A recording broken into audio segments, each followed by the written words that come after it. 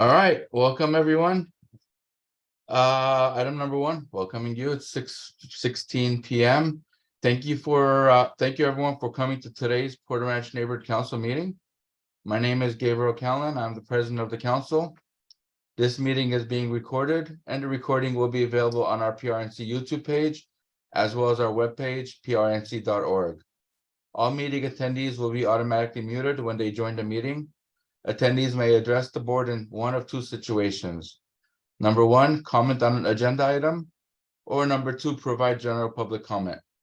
After each agenda item is read out loud and before a board vote is taken on that item, if any, I will ask if any member of the public wishes to address the board regarding the agenda item being considered. At that time, the meeting attendees can electronically raise their hand to speak by pressing *9 if you're using a telephone for audio, or click the raise your hand button on Zoom. They'll prompt the president or presiding officer that you wish to speak. I will go down the list of those who raise their hand, turn on their audio one at a time, and ask him or her to go ahead and provide public comment within a specific time period. When the speaker's time expires, I will let the speaker know that their time has expired, thank them for their comment, and turn off the audio of that speaker. This process will continue until all attendees who raised their hands spoke. At that time, the board will discuss the motion and take a vote if they choose so.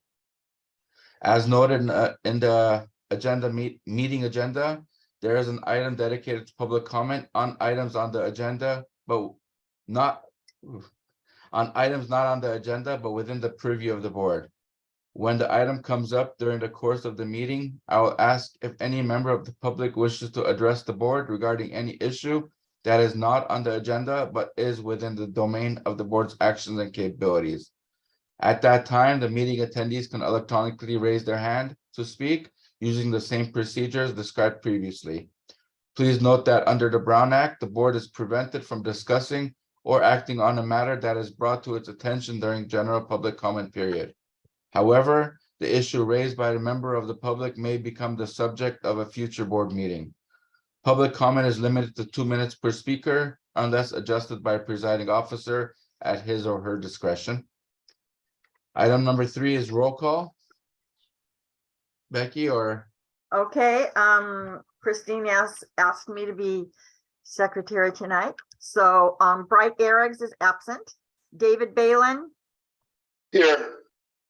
Hilda Sarkisian. Here. Jason Hector. He won't be coming on today. Oh, he's not? Okay. No. Luis Ramirez. It has been removed and I'll discuss that after. How would you like me to mark him? Uh, Absent? no, he's not on the board. Okay. So Becky Levesque, present. Brandy Grace. Present. Jennifer Ibrahim. Here. Okay. Voss Singh. Here. Christine Demercian. Here. And Gabriel Conley. here. Okay, we have quorum. Awesome, thank you. Next item is Pledge of Allegiance. Everybody stand up, We'll put have your right hand on your heart and begin. I pledge allegiance to the flag of the United States of America and to the republic for which it stands, one nation, under under God, God, indivisible, with liberty and justice for all. Thank you. You may be seated. All right, next item is item number 5, President's Comments. I just want to start off by welcome everybody to today's meeting. I do have a couple of quick announcements. I want to start off by saying that we do have an open at-large seat, which was declared on February 2nd, 2023, following the process detailed in the Porter Ranch Neighborhood Council Bylaws, Article 5, Section 7, absences. I will speak to the city and figure out if we have to have a special elections for the seat, or we can add this to the general elections coming up in a few months. Meanwhile, we do encourage you to run for 2023 neighborhood council elections as candidate filing begins in 2 days, February 10, 2023. And if you have any questions or where to visit, just ask us or email us. It's a long URL and I don't want to really read it right now. Starting next month, we will be going in person I'm not 100% sure if it's going to be hybrid or in person yet. I know there's a lot of discussions going on with Empower LA and Dunn. More information will follow. We will send out emails with updates. If you are not on our mailing list, please sign up by going to prnc.org for updated newsletters and updates regarding the meeting starting next month. Let's go to item number 6, which is updates from representatives, elected officials, city departments, city attorney. If you are present, please raise your hand. Colin Cruz. You're up.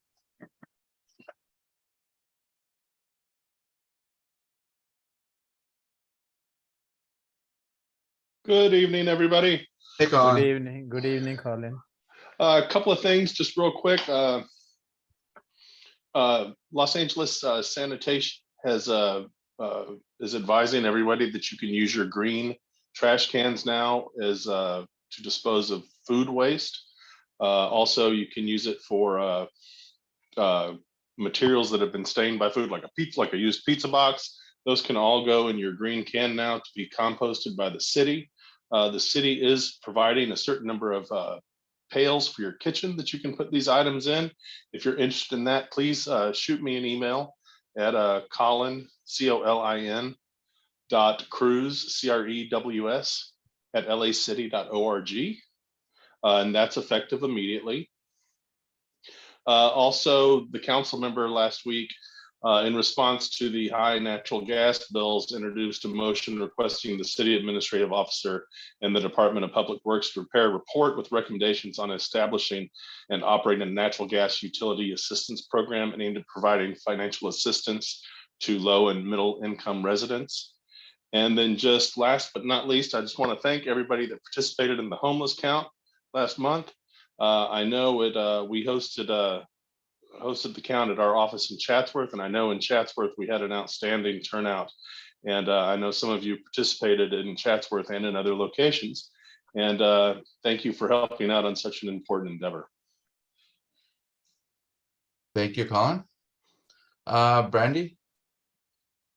Thank you. And I would like to say thank you to the District 12 office for hosting the count. That's, as you said, very important. Proud to do so. I know your office works very well with LAPD. So I wanted to bring an issue before you. Are you familiar with the crime of swatting? Yes. Okay. For anybody who doesn't know, that's when a false police report is filed with the explicit intent of a SWAT unit being sent to a victim's home to endanger the lives and families, as well as the police officers, by having a false report of severe violence and an extreme emergency. And we have had swatting victims here in Los Angeles. I would like to bring to your office a suggestion that as swatting has continued to increase in the US, and that the more well-known swatting issues here have also brought forth lawsuits that cost taxpayers money, as well as it takes up resources when these crimes occur, that LAPD consider looking into doing what Seattle PD has done and implement an anti-swatting list. An anti-swatting list is something where anybody who fears being a victim of it because they have had death threats or other targeting issues can call and put their name and address registered on the list, and there can be a background check as necessary to validate whatever needs to be validated. And then it just becomes, when a call comes in that may need that kind of swatting, the 911 officer or the police department, whatever, sees that there's a note on the list, and then can inform the officers that, hey, there's a likelihood this is a bogus call, approach with consideration. And these anti-swatting lists can also be extended to not only put those kind of notes, but also things like people could call and register themselves like I would. I have an autistic child. If somebody called a SWAT on my house, my child could act in a way that they don't expect and then be an unintended target. Families with pets like dogs that might run out, things like that. They can put those notes on those lists, and it just becomes an extra layer of protection for the civilians and for the officers, because in some of the more prominent cases, I mean, there was one victim who woke up in her bed with a gun pointed to her head. And she'd had no reason to think that was an officer of the law. And it would make sense that somebody who might have a gun would just assume somebody had broken in their home and they could have killed the officer thinking it was an invasion. So I would really like LAPD to consider doing something like this, because it's a very simple and straightforward way to combat something that's very dangerous and expensive. Okay, I can bring that up with our ledge team and our public safety deputy. Thank you, Colin. Absolutely. Thank you. Thank you. Voss? My question is for Colin. Hi, Colin. How are you doing? I'm good, sir. How are you? Good. On the food waste and green container, I live in a gated community. We don't have a green container. So any update for us? So you have a private trash service? No, it is city service, but we only have black and blue. It is a city service. Okay. I don't know, but my colleague Mirka Martinez, she works closely with the the Bureau of Sanitation. I can have Mirka follow up with you. Okay, I will appreciate that. Thank you so Certainly. much. Thank you so much. Thank you, sir. Patty, floor is yours. Thank you. Three things. I'll try to make this quick.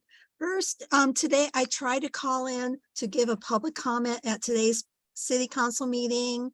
Somehow the period got cut off before I got a chance to talk. And I noticed from the live stream that most of the time, most of the council members were not in their seats, including John Lee. And it seems very disrespectful of the constituents, considering that many of them been waiting on the phone like me for 90 minutes, or people who made their way to City Hall to make a comment. I know there's some crazy people who make these public comments, but a lot of people had very serious concerns. So this was very disconcerting to me.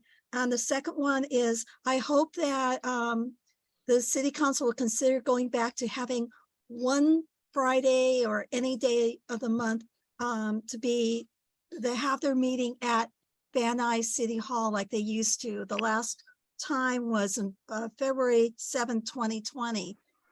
It would be really great for people who really can't take off the day from work or live in the valley to be able to go talk to the city council in person. The last one, I'm not sure if anyone has talked to John Lee about this, but we've discussed this at the last meeting. The CPUC, the California Public Utilities Commission, is looking at ways to close down LISO finally. And they're doing it through a staff proposal that they should be voting on within the next month or so, even maybe within the next couple weeks. And we need, I know that finally the city council did vote on a resolution back in May of 2021, 17 months after the resolution was introduced to support the closure of LISO, but there was no specified deadline in there. This one will have a special deadline of 2027 at the latest on some of the proposals. And we need the city council to pass on an urgent matter, because it's coming up, support of a 2027 closure.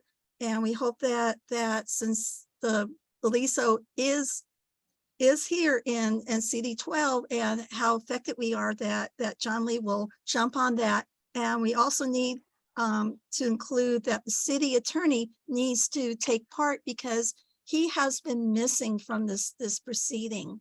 And it's very disconcerting when so many Angelenos have been adversely affected.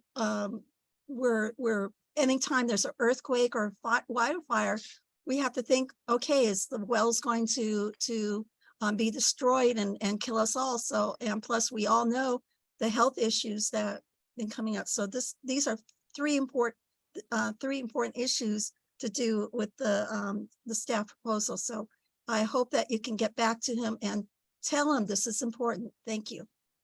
Thank you. I will certainly take that back. Thank you. Assad, floor is yours. Thank you, Mr. President. Good evening, Colin. This is Assad Al-Najjar. I have a quick question. Can you elaborate a little bit more on the rain barrels, and if you or in CD12 office, you're having any outreach beyond the newsletter for the people to utilize the rain barrels? Thank you.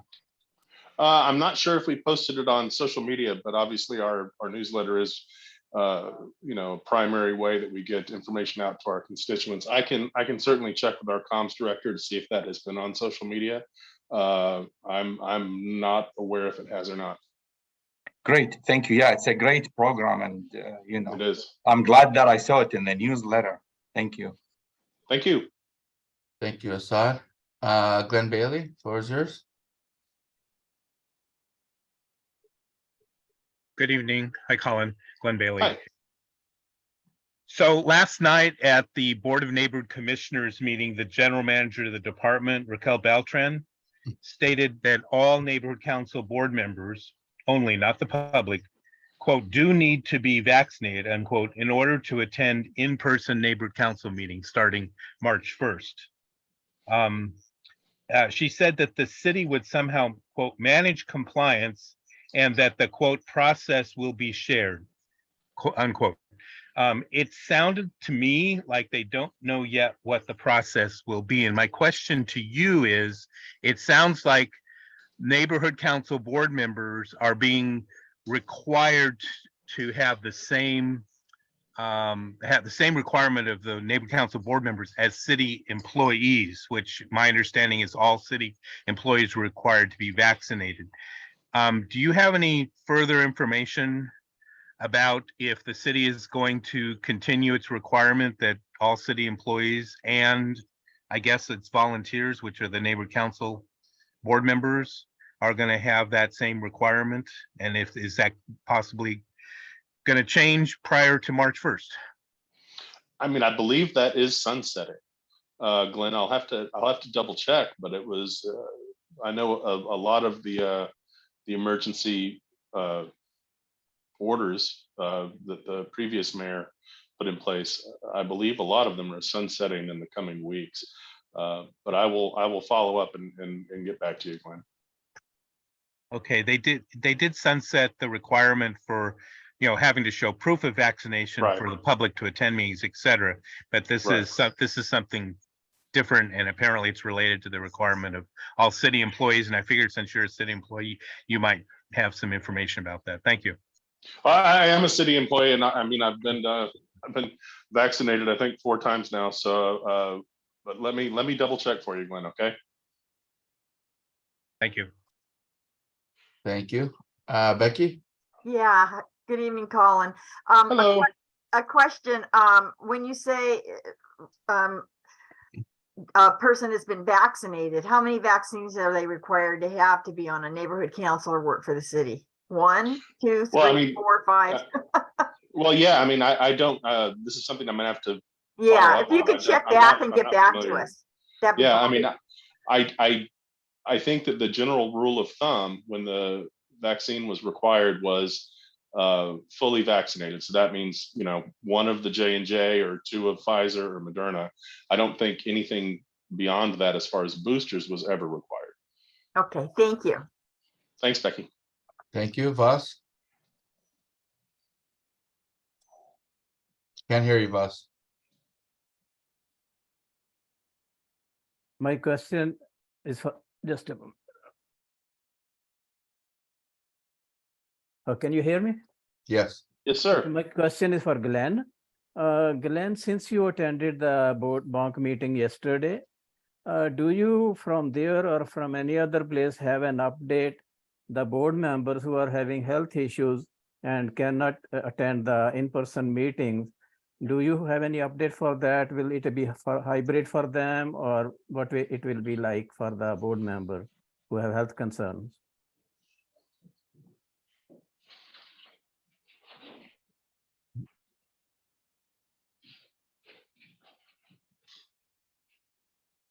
Is Glenn there? He has his hand up, but Okay. 1 second. That would probably be more, I don't mean to interfere, but that would probably be a question for Gibson. Yes. that's what I was gonna say. Yeah, Gibson, and then also be sure you're aware of the February 23rd and February 25th in-person information sessions that the department's holding. But yes, I don't have nothing that was addressed at the meeting per se. Thank you.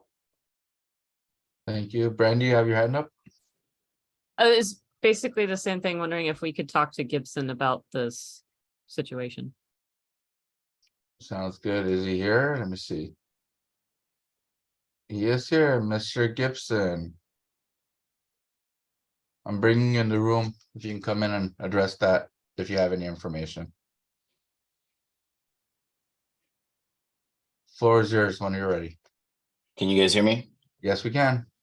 I know that question was geared towards me. That's why I'm definitely just want to let you know that I am here.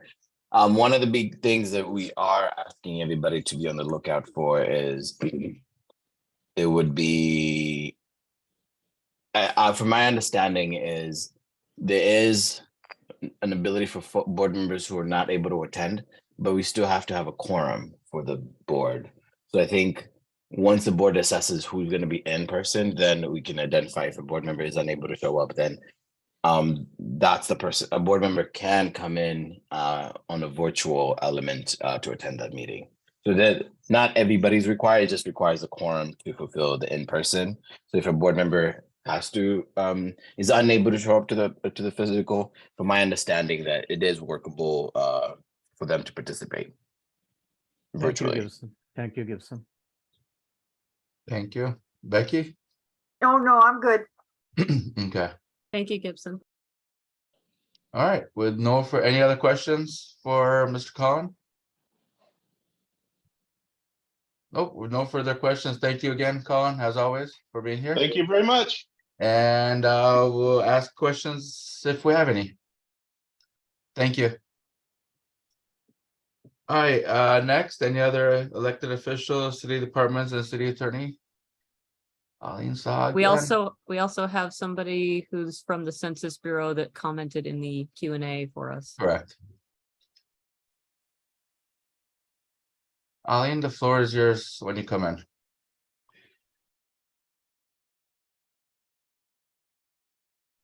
Thank you so much. Good evening, everyone.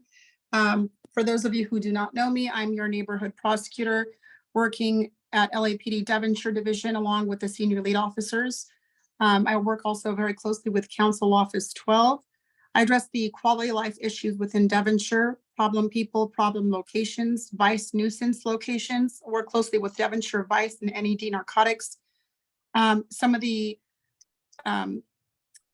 problem, locations that I deal with, in addition to the commercial and residential dwellings, is libraries, schools, trespass at railroads. If there's an issue at a library, if there's a public safety concern around schools, those are all also routed to my attention. I work closely with LA School Police and LA Sheriff's Department as well. And some of the cases that I've been recently prosecuting are 4118 cases, which is basically blocking the sidewalk. Last year, there were some amendments to the ordinance, which took effect. And based on that, LAPD was able to enforce after outreach efforts were made for violations of LAMC 4118, blocking the sidewalk. I think Devonshire Division is leading on the number of cases. If I'm not mistaken, if we're not number one, I think we are. Definitely we're top. And I've received a whole lot of cases from our SLOs. And I know Council Office 12 works very closely with LAPD in that regard to ensure the quality of life and public safety is basically maintained within our streets where we live and work. In addition, I do a lot of vertical prosecution of, let's say, neighbor disputes that turn really bad and they end up having restraining orders on each other. Civil restraining orders that are basically violated can be prosecuted criminally as basically violations of civil restraining orders in court. Some of those also turn into noise neighbor disputes. And if there's noise violations, some of the cases that I'm working on revolve around those types of sections. If there's any issues that you would like to bring to my attention along with the senior lead officer, I'm always happy to, respond via email. I could put, if I may, my information in the chat group for those of you who do not have it. I'm very committed to my division and I want to help where I can. So thank you for having me this evening. And if there's any time for questions, I'm happy to address them. Thank Yes, you. there's a couple of questions. Thank you. Thank you for everything you do. I'm very aware of everything you do and I appreciate it. Thank you. Becky, Yeah, could you do me a favor? Could you restate your name and are you with Devonshire Division all the time or are you working with the whole department? So Your currently, exact position. yes, currently my position is the neighborhood prosecutor for Devonshire. I'm employed by the Los Angeles City Attorney's Office. In December of last year, we have our new elected city attorney, which is Ms. Heidi Fieldstein Soto. She is our new boss and under basically her, I am a neighborhood prosecutor for Devonshire Division at the current time. And could you restate your name, please? Thank Yes. you. Aline, A-L-I-N, Aline, A-L-I-N, last name, S-A-H, S like Sam, S-A-H-A-G-I-A-N, Sahagian. Thank you. First, thank you, Becky.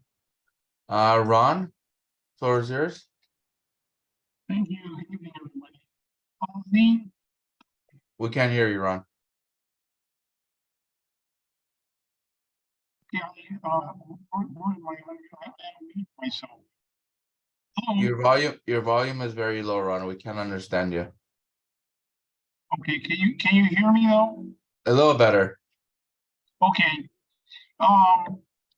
If we have a sidewalk issue or a homeless person on private property, this is not in the Porter Ranch area, but I'm also a stakeholder in Granada Hills.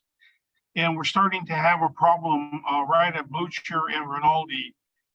We've been told by the SLOs to put up a no trespassing sign and to also have a sign stating the municipal code violation on there and stating that it's private property. But so before you get the case, what is the proper procedure? Do we need to go to the SLO first and then they check it out and then give you a report, or do we send something directly to you?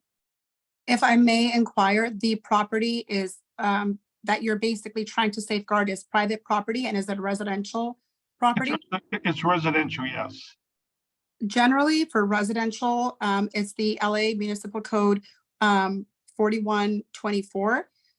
Usually it's for locations where it's vacant and it gives LAPD the right and authorize arrests when the owner is not present.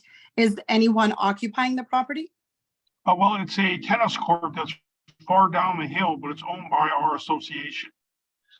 Okay. And so what's happened is since people don't, and it's right near the intersection of Blucher and Rinaldi, and the reason why it appears to be vacant is not everyone plays tennis, all day long. So during the day, the homeless people have been down there, and people have complained that they're threatened. It's threatening when they show up there, and they're afraid something's going to happen. But it's not. It's kind of a distance away from the main development, and so they feel isolated, and there might be a problem. I see. So the first step is for you to please contact your senior lead officer. The senior lead officer will give you a LAMC 4124 trespass authorization. If you are the manager or property owner that is entitled to sign off on those documents, the person, management or property owner signs the 4118, the 4124 trespass authorization form. Once that's completed or either scanned back to or given back to your SLO, whether in person or via email, then that trespass authorization is on file at LAPD. When when an officer does, a patrol unit does respond, that is usually in queue, and therefore they would be able to make an arrest even if the owner or management was not present. And then the case would be submitted to me if it was tagged with letters NPP to my attention, which is Neighborhood Prosecutor Program. Okay, well, I went down the Devonshire Division along, and the management company went down on another day. We got all the forms, but the SLO has never called me back. He's not responding to phone calls, emails. I made a personal visit to Devonshire, not a couple of times, not available. And so we seem to be at loggerheads here. What would be very helpful is if the homeowners had a list of the SLOs and their contact information. It's just something to have at our fingertips, so we can email and call as needed. What is your, can you just quickly just give verbally or give us your phone number and email address? Sure, my email, and just to back up, as far as Blucher and Rinaldi, I'm thinking that's either Officer Parker or Officer Sellers, maybe Parker in regards to your senior lead. Whenever I do see either of them, I will inform them about this particular location. What is the establishment? What's where the tennis courts are? What's the address, the physical address? I don't have a specific address, but it's at the corner of Blucher and Rinaldi. There's Got only one Got it. tennis court there. Perfect. So if you could email me, my email address is my first name, ALIN. I'll repeat it slower. A like apple, L like lion, I like Ireland, N like Nancy, Aline dot. Sahagian, it's S like Sam, AHAGIAN at lacity.org. And is there a phone number? Yeah, you could call me at 213-610-7570. Okay, so 213-610-7570. 7570, correct. 610-7570. Right, and then I have ALIN.SAHAGIAN@lacity.org. Correct. Okay, thank you. And if it would be possible, who can we talk to at Devonshire Division to get a list of the SLOs? I have that information. I can send it to Gabriel, or however Gabriel would like to, for me to handle that. I could send it to him directly. He could maybe Sounds push it. good. Thank you so much. We have an updated list. Thank you. Thank you. I don't know if you guys can see that or not. No, it's hard to see. Okay. Yeah, just email me and I'll get you the information. I have the updated list. Brandy? Becky can go first. Okay, Yeah, Becky? Thank you. Ron, I'm the public safety chair for our neighborhood council. And can you tell me what side of Balboa Blucher's on? Is it east or west? This is in the Granada Hills North Neighborhood Council, and it's on Rinaldi and Blucher, which is north of Rinaldi, next to the 405 freeway. So it's east of Balboa. It's east of Balboa, yes. Okay, that's not John Parker, I don't believe. Yeah, that's Sellers. So Senior that's the Officer senior Sellers. lead, and if you contact me too, or Aline, I'll be happy to help you out with that. Okay, well, I went into Devonshire and talked to the front desk, and nobody could tell me who the person was. I found actually kind of unbelievable, but anyway, Well, we can help you with that. thank you. Thank you, Ron. Thank you, Becky. Thank you. Brandy? Yeah, thanks. I would love to hear, this might not be your area, but in case it is with your position. So just to put this up front, I'm a software expert, so I'm not like, I don't know how technology works type of person. During the last NC meeting, I got attacked. I got hacked through my, not in my computer, through my speakers, where they were sending we'll just say highly inappropriate stuff. And it happened a second time in the last month. Based on various technological things, we have identified this as likely a local attack. And when I spoke to individuals from LAPD, there didn't seem to be an understanding that that was a form of harassment, that if I wasn't getting letters or phone calls or an in-person thing, that it didn't count, and that it wasn't something they would care to investigate. And I've heard from other women I've spoken to recently that if there's a harassment campaign that has to do with any kind of technological means, whether it's directly hacking or through social media, that's a common thread. That LAPD and even outside of LAPD, the officers just don't recognize that as a form of legitimate harassment that is worthy of report. Is that something that you can speak to, or are you aware of? Or I don't have any personal like expertise or knowledge on the issue, but I think the main issue when it comes to taking a report would be to find out where the source was from, and the issue would be, it would be probably almost impossible, I'm thinking, for LAPD to know who the person or the perpetrator, so to speak, is. However, if you would like to email your senior lead officer after you've received the map of which senior lead is for your particular reporting district, I highly encourage you to email your senior lead. And if there's a detective that could maybe just give you a call and maybe follow up in regards to the information that you do have to Okay. see if a report can be filed, because I don't want to speak on whether or not LAPD would or would not based on the information and evidence that you do have. So I Right. highly encourage you to touch base with your senior lead, respective senior lead, to see what, if anything, can be done. Okay, thank you. Of course. Thank you. Any further questions?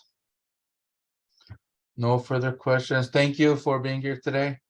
Always appreciate it, and we'll see you next week at CPAP.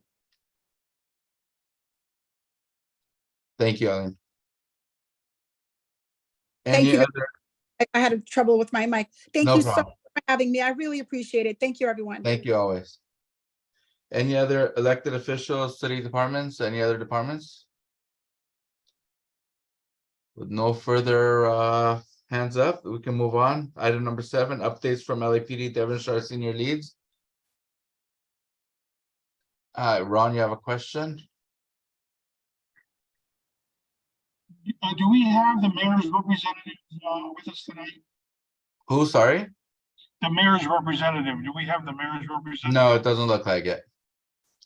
Okay, do you know who that is? The mayor's representative, let me see if I have it by me. Not offhand, but if you email me, I'll get you the information. Okay, thank you. Thank you.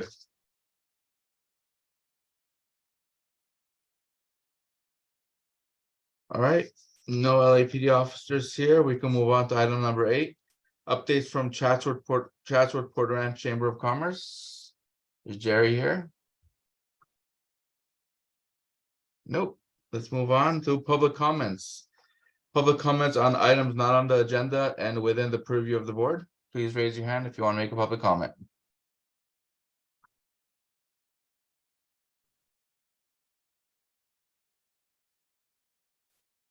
All right, Assad, floor is yours. Thank you, Mr. President. Good evening, members of the board.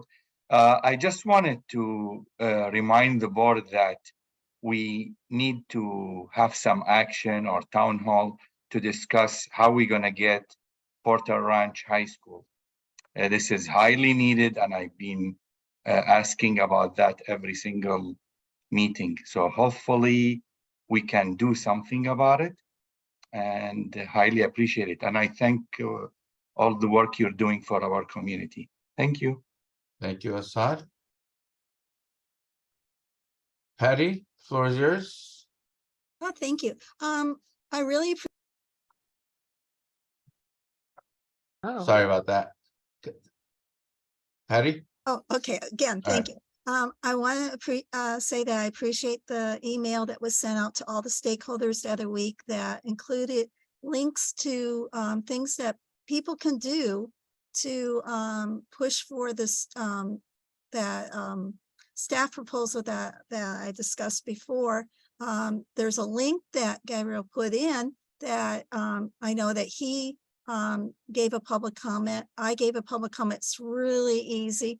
I was told by someone who really knows, and you probably guess who is, we really need to have something like 60 to 100 residents responding and letting the CPUC know that we want Aliso closed, and it's very important.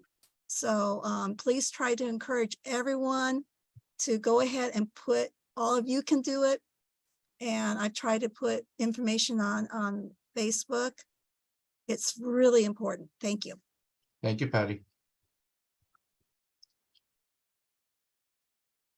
Daniels, I'm assuming Judith. Hi, it's Judith Daniels. Just wanted to remind everybody that Vank Valley Alliance of Neighborhood Councils is meeting tomorrow night, starting at 6:30. We will be continuing our virtual meetings for the time being. We're not covered by the Brown Act. And our main speaker tomorrow night is the new city attorney. And she's on a time schedule tomorrow, so she will be actually the first thing that we do on the agenda. If anybody has any questions about Vank, all the board members should have received a copy of the agenda. If any of you have any questions about Vank or about tomorrow night's meeting, you can either contact me and or Glenn Bailey, and I think Gabriel probably also could either put you in touch with either Glenn or me, or answer any questions or share a copy of the agenda if you need it. And Vank also has established, we've come into the 21st century, and we now have our own website. It's Vank, V as in Valley, Vank 34 dot, I think it's com. It might be org. I think it's com. So it's Vank 34.com or org. And that has a copy of the agenda, and it also has other information about Vank. Thank you.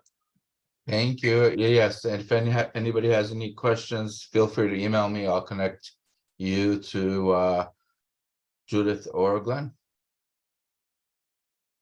Ron, floor is yours. Yeah, the only comment I wanted to make is I was listening to, it was either, I think it was KFI, either last night or the night before. And the issue was why the natural gas costs have gone up during the winter time. And one of the speakers was somebody, either a consultant to the gas industry or somebody on the CPUC. And the comment from this gentleman was that we need to revisit storage at Aliso Canyon. So even though the discussion tonight has been, oh yeah, we're on a path now to close it, I think someone's trying to open the door up on the backside to say they're going to use the crisis that we're having with gas costs to open the door to get more storage at Aliso. So I just want to throw that out there if anybody is really interested to maybe go back to that talk show and get who it was and want to follow that up. Thank you, Ron.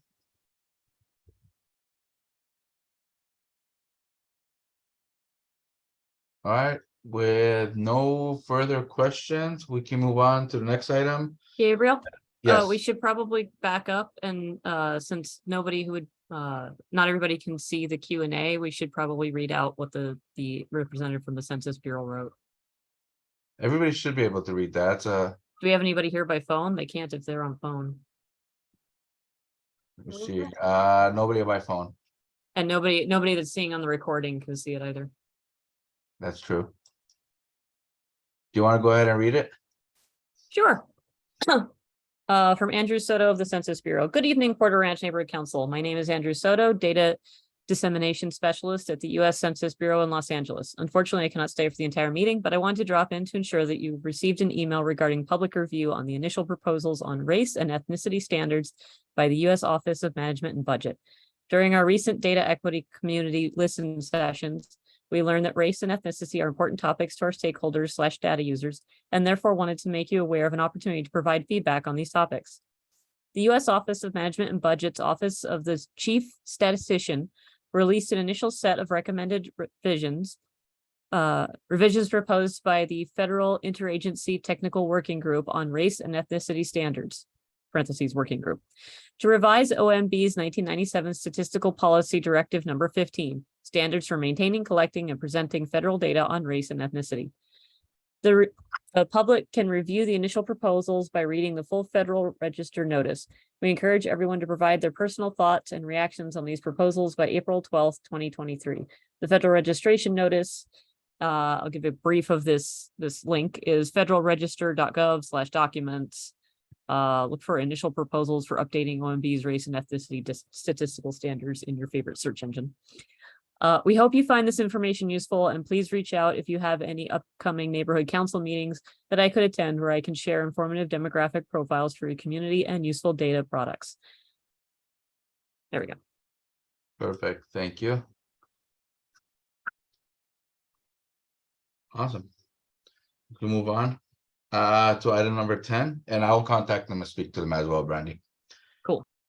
Update from Castle Bay Elementary regarding their robotics program. I think Dave Price. I'm correct. Let's see. Let's bring you in.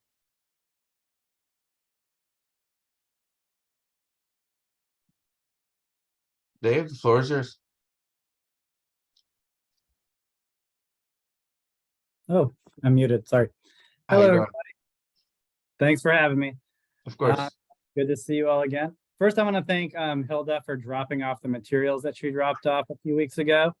All those kindergartners are loving it. Those teachers, the kindergarten teachers usually get there before the older. You're welcome.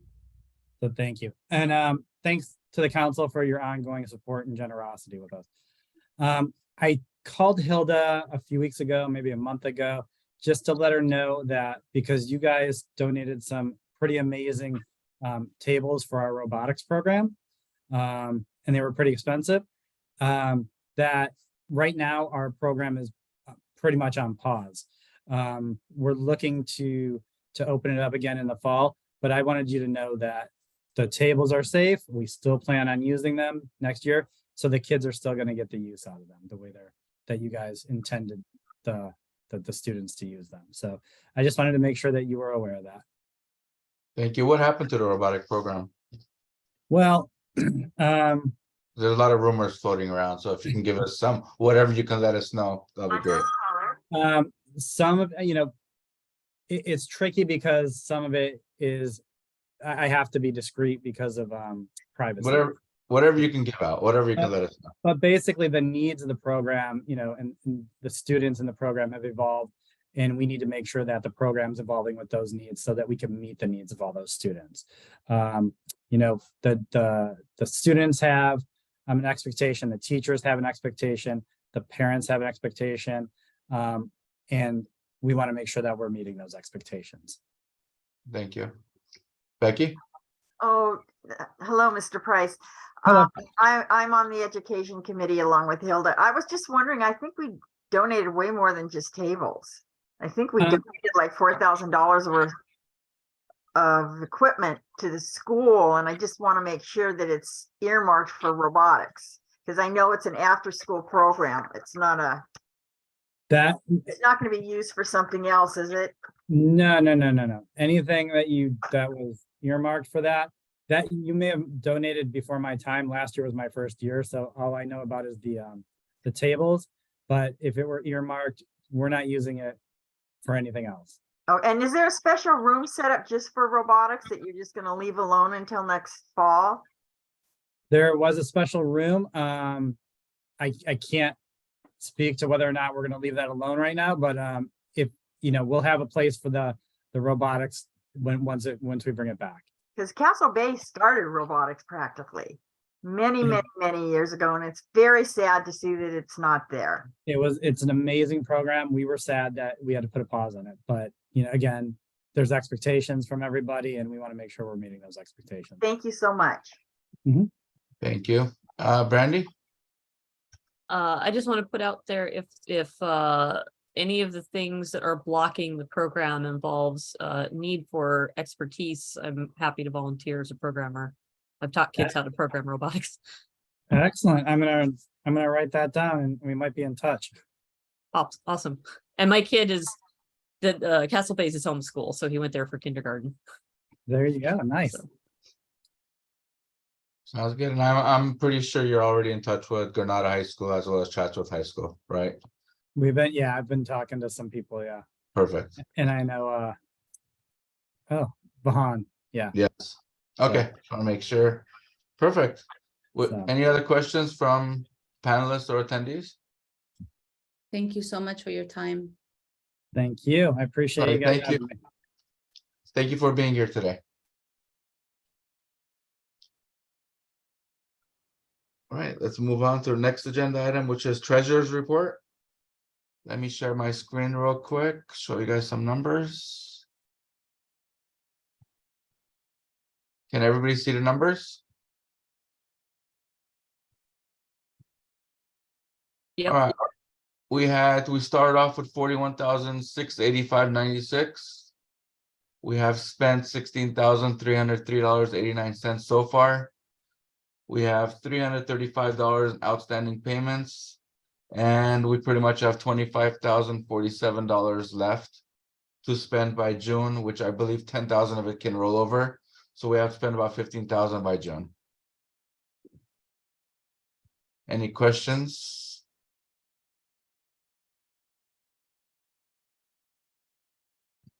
See, I don't see any questions. Perfect.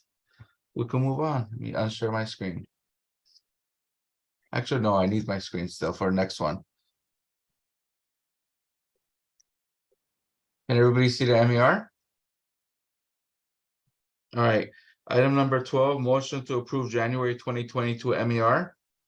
I'll second it. Thank you. Okay, so David is seconding it? Correct.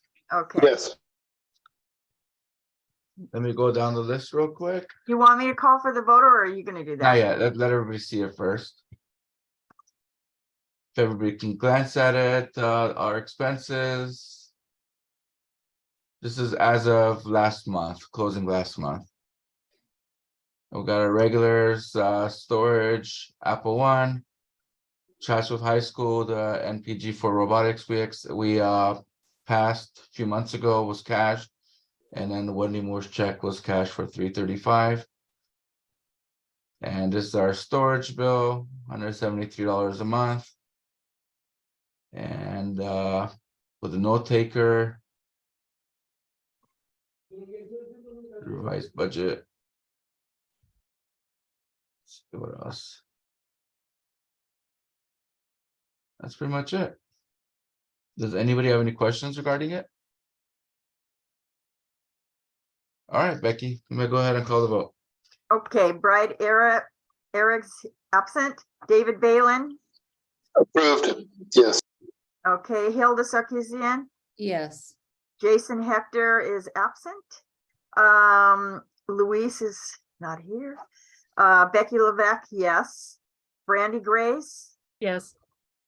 Jennifer Abraham, Yes. Voss Singh. Yes.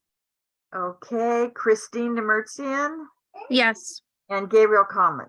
Yes, Okay, motion passes. awesome, thank you.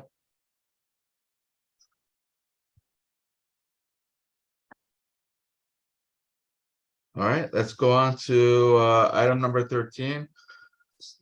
Discussion and motion to approve up to $1,000 for 2023 elections for advertising. I'll second that. Thank you.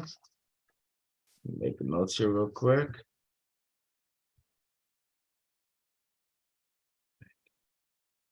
All right, this is pretty much putting aside $1,000 so we can place advertisements in a newspaper or flyers or anything else we want to do. Advertising the open vacancies, which are 5 seats that open up in where the election process opens up in 2 days, February 10, and you can apply. And we're hoping that we'll have tons of people applying and we'll have a great election. Does anybody have any questions regarding it? Gabriel, I do. Do we have any Yes. updates from the city, from Dunn, how much they're going to utilize this year? No, they have not updated anything yet. I'm assuming we'll hear everything in about 2 days once the election process begins. Thank you. Thank you. I am open to hearing if anybody has any suggestions where to advertise or where to outreach, please reach out to me. That'll be great. Gabriel, do we have an election committee? Election committee, yes, the chair is Jennifer. Okay. And anybody that can help her set up, I'll be helping as well. That'll be great. All right, let's go ahead and call the vote, Becky. This is for up to $1,000. Okay, Bright Arig's absent, David Balin, Yes. Hilda Sarkisian, Yes. Jason Hector is absent. Becky Levesque, yes. Brandy Grace, I think it should be more. Yes. Jennifer Yes. Voss, Yes. Christine, Yes. and Gabriel Conley. Yes, Okay, motion passes. awesome. Thank you. Yeah, we can, if we need more, we can always come back and bring another motion, Brandy. Yeah. No. I just wanted to start off with up to 1,000, and then we can always add more. Next item is item number 14. A motion to approve PRNC meeting to take place at the Vineyards Porter Ranch Community Room starting March 1, 2023 at a cost of $150 cleaning fee per meeting. If approved, the application process will start.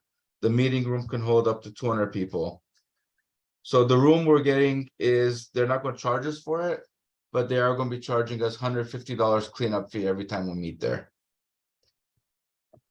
Do I have a second? I'll second it, Gabriel. Thank you, David. And I have a question. Yes. Do we plan on going back to providing food? That is my goal, and that's next item we'll discuss is food ordering and printing and etc., which is item number 15.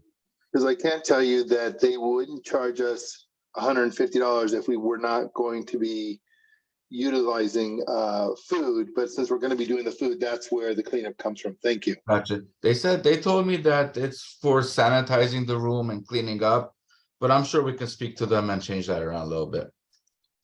But I needed to pass the motion today to approve the location and the cost they're advising us, and any negotiations that happen after this hopefully benefits us. Any further questions? I do have one from the attendees. Assad, floor is yours. Thank you, Mr. President. And I think this is a great motion, and it's very welcoming for the community to have you back in person.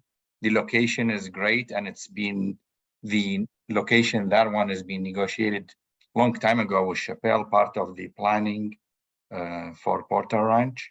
And it's going to be a great venue, especially you have indoor, outdoor. So if people feel uncomfortable to be an indoor environment, there is still the big balcony that they could hang around during the meeting and still be in attendance. Great job. Thank you. Thank you, Assad. Brandy, floor is yours. Do they have, do they offer internet access that we're gonna tap into, or do we have to figure out our own? to do Well, yeah, hybrid? we have there'll be internet there. Okay, cool. Gabriel, can I have a question? Yes, go ahead. Sorry, I didn't raise my hand. I think in the motion, instead of saying at a cost of $150 cleaning fee per meeting, it should say not to exceed $150. That way we're not committed to anything. We're not going to be committed to anything at the moment. Just if $150 becomes zero, then we don't pay anything. The motion is mainly to get the application process started. With Dun and Powerlake to look over the application and submit it. And then the $150 what's listed on the application. And that's what we're just passing just in case if we have to pay that, then we'll pay $150 for the cleaning fee.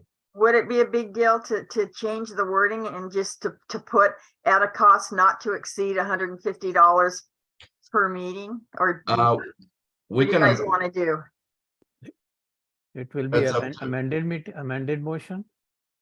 you want to amend the motion to make it up to? At a cost not to exceed Okay, $150 cleaning fee per meeting. Sure, I'll second that amendment. sure. Okay. So Becky made the amended motion, 1 second. And was that Brandy that made the second? Yeah. Yep. Perfect. All right, Is that a motion to change the motion or is that a motion to pass it? it's amended motion. And that's what, now we're gonna vote on the amended motion once all the questions are answered. Assad, you have another question? Oh, sorry, I left the lower hand. I lowered Oh, my no hand. problem. Sorry. And Becky, you don't have any more questions? I'm assuming No, you I'm have good. left up. Perfect. All So if right, we if we vote on this, are we voting to amend the motion and then we vote on the motion itself? so we basically amended the motion. We had a first and second. Now we're voting on I'll read the new motion pretty much. Motion to approve PRNC meetings to take place at the Vineyards Porter Ranch Community Room starting March 1, 2023 at a cost not exceeding $150 cleaning fee per meeting. If approved, the application process will start. I'll second it. You made you made. You're the amendment firsting it. motion. Yeah, I firsted it. and Brandy has the second. You may call the vote, Brandy. I mean, Becky. We're Okay, Guys are Brandy. now you're confusing me. Well, it worked, Randy, didn't it? We planned all of it. Okay, David Balin, Yes. Hilda Sarkeesian, Yes. Jason Hector absent, Becky Levesque, yes. Brandy Grace, Abstain? abstain. Okay, Jennifer. Is Jennifer here? Sorry, is the motion for the physical meeting or just to have it at the Vineyard periodically? I'm sorry. This is following city guidelines. As of March 1, we're meeting in person. So this is just confirming where we will be meeting and how much we'll be spending per meeting up to when we do meet in person. Okay, so yes. Okay, and Vossing, Yes. Christine, Yes, sorry about that. okay, and Gabriel. Yes, Okay, And- motion passes. thank you. Gabriel, David, we have- might have to recall the vote. I'm sorry, What's up? Becky. Pardon We me? missed the doctor. I'm sorry, well, what? Even Dr. though Bar- the doctor's not here, you still have to, I think we still have to call him, even though he's absent. Who? Dr. Bright, you want? Oh, okay, I thought I announced it that he was absent. But I Just- think, but- maybe I'm okay. mistaken, Gabriel, but do we have to call him or no? No, I'll we call can him, it's call not a big deal. him right now. Yeah, it's gonna be absent anyways. Call his name and make sure he's absent, Becky. You want me to? Okay, And the same goes for Jason, I think, Right, just so we Eric, on the record. right, Eric's absent. Okay, Okay, you want me to do the whole thing over? no, and Jason too, Just to- the missing names. Yeah, Jason's absent. Thought I said that, okay. Perfect. Sounds good. And motion passes. Thank you, David. Thank you, Becky. You're welcome. All right, let's move on to the next item, item number 15. Discussion and possible action regarding in-person or hybrid meetings. PRNC will follow all city guidelines that are possible to do within our capabilities. We need to plan regardless if we are meeting only in person or hybrid. We need to identify who can take charge of the meeting room setup, ordering food, printing, and any other necessary tasks for in-person or hybrid meetings, including laptop setup, camera setup, and anything else required by the city that is possible to do within our NC capabilities. This is not a motion yet. It could be a motion, but just discussion, just so we have a better idea of who's going to be doing what during the meetings. David?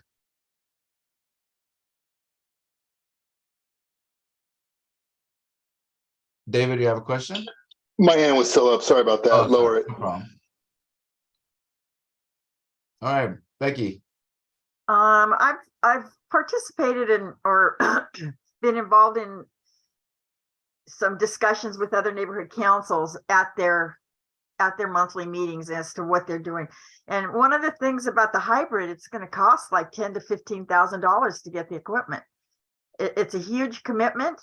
And, just everybody keep that, in the back of your mind when you're making your decision. It's going to take a big part of our budget to do a hybrid meeting. So, and I don't know that we have the option of in person or doing it on Zoom like we're doing it. I don't think we have that option. I think it's one or both. It's either in person with the hybrid or just in person.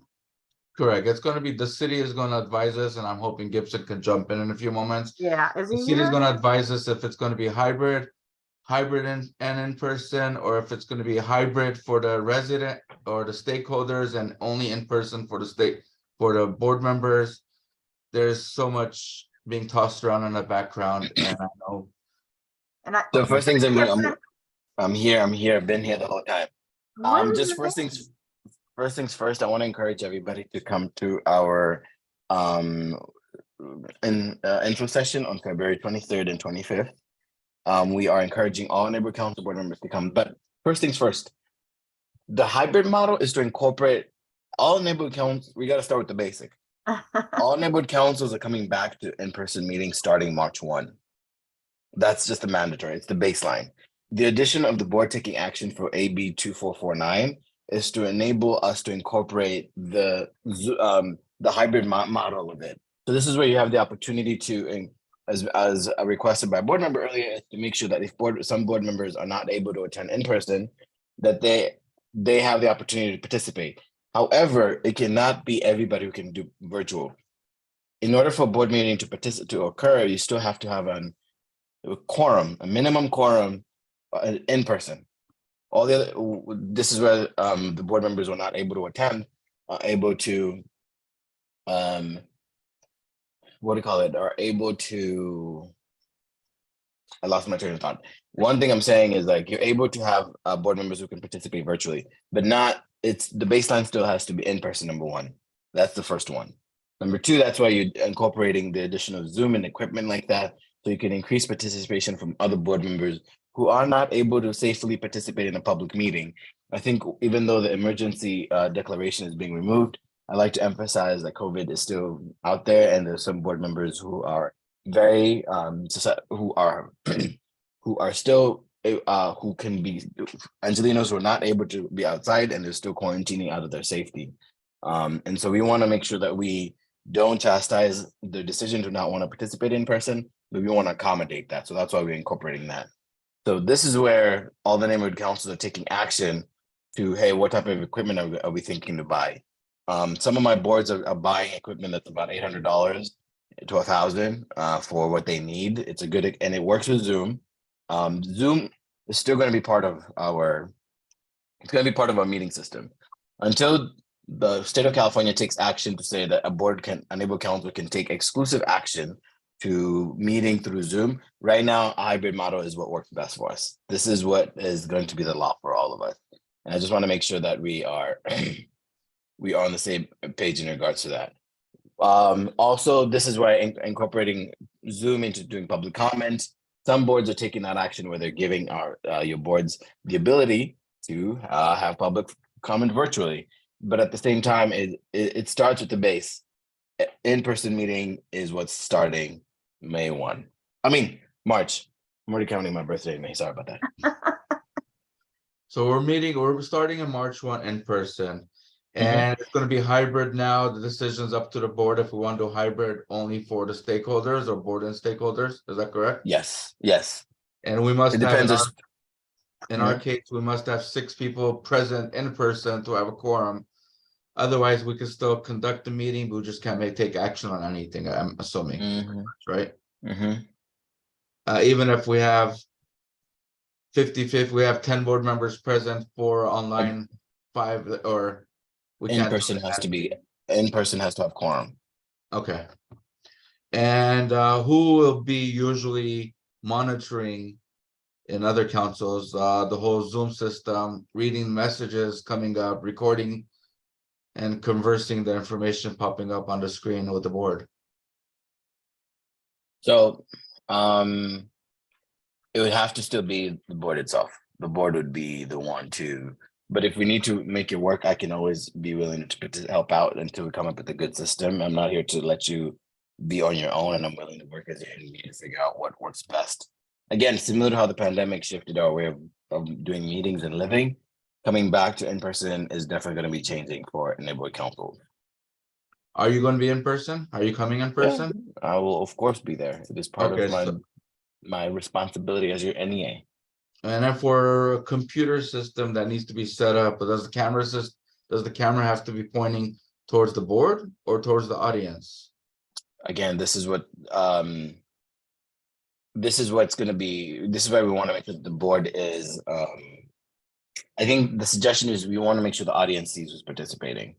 We don't want it to, similar to something that we always encourage all your boards to have their camera on. You want to make sure your stakeholders know who's on the Zoom as when you're panelists, because they're the ones who are watching the Zoom meeting.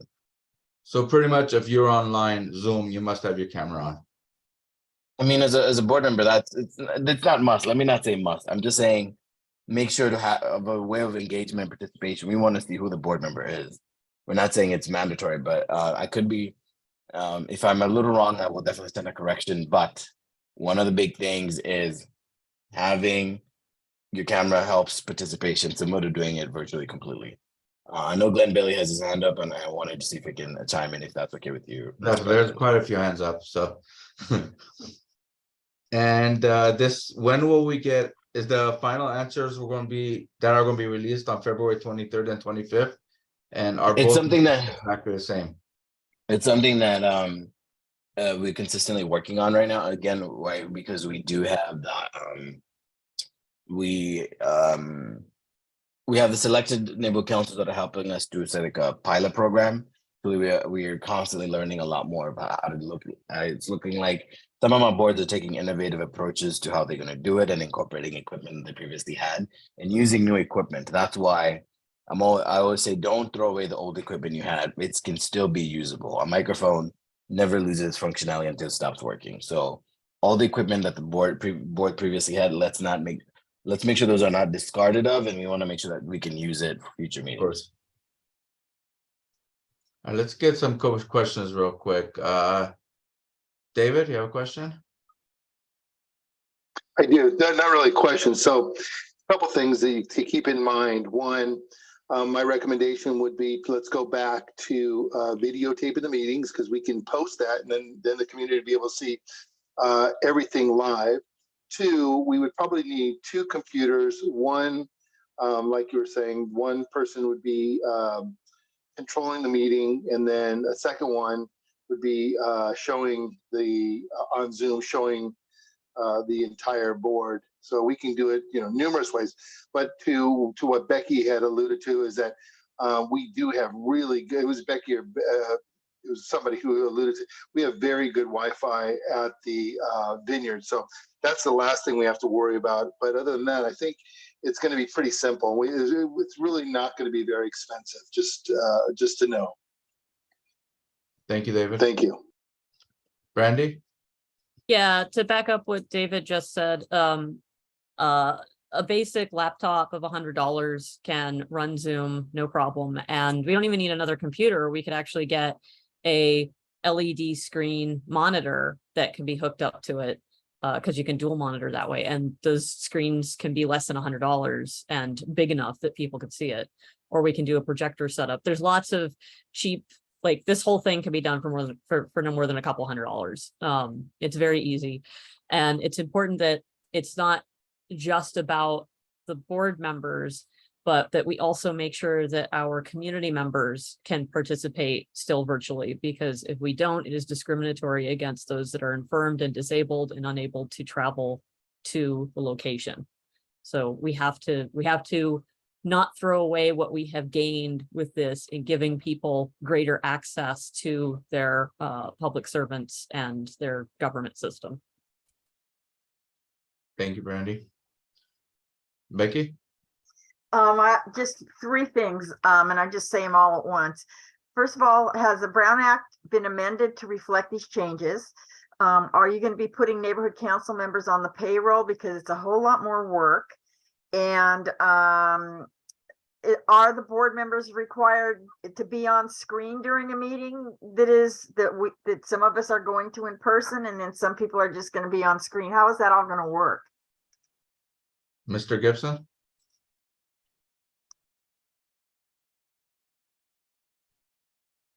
Gibson?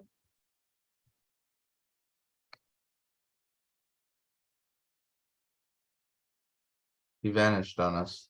Uh-oh. I can answer the legal side. There were laws, the state laws that were passed to amend the Brown Act, as well as a new law that was passed that Gibson alluded to, specifically allowing elected members to be on virtual meetings for things like health concerns or family leave, maternity leave, that sort of thing. There you go, he's back. Mr. Gibson, can you answer Becky's questions?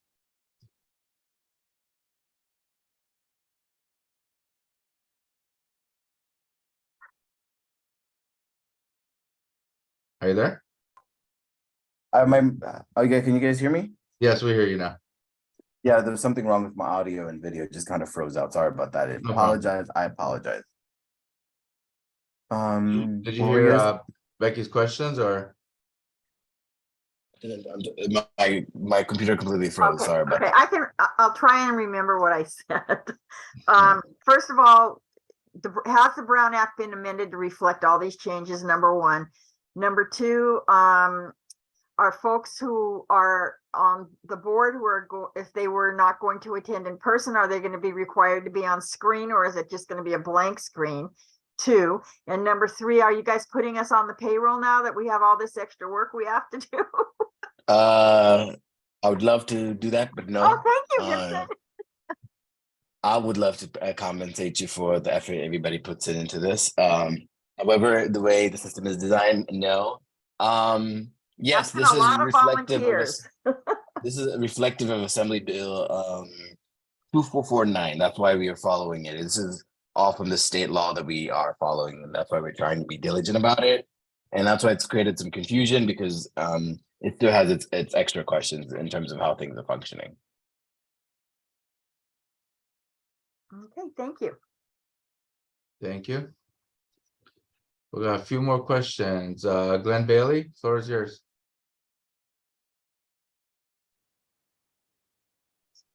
Got it. Great. Glenn Bailey.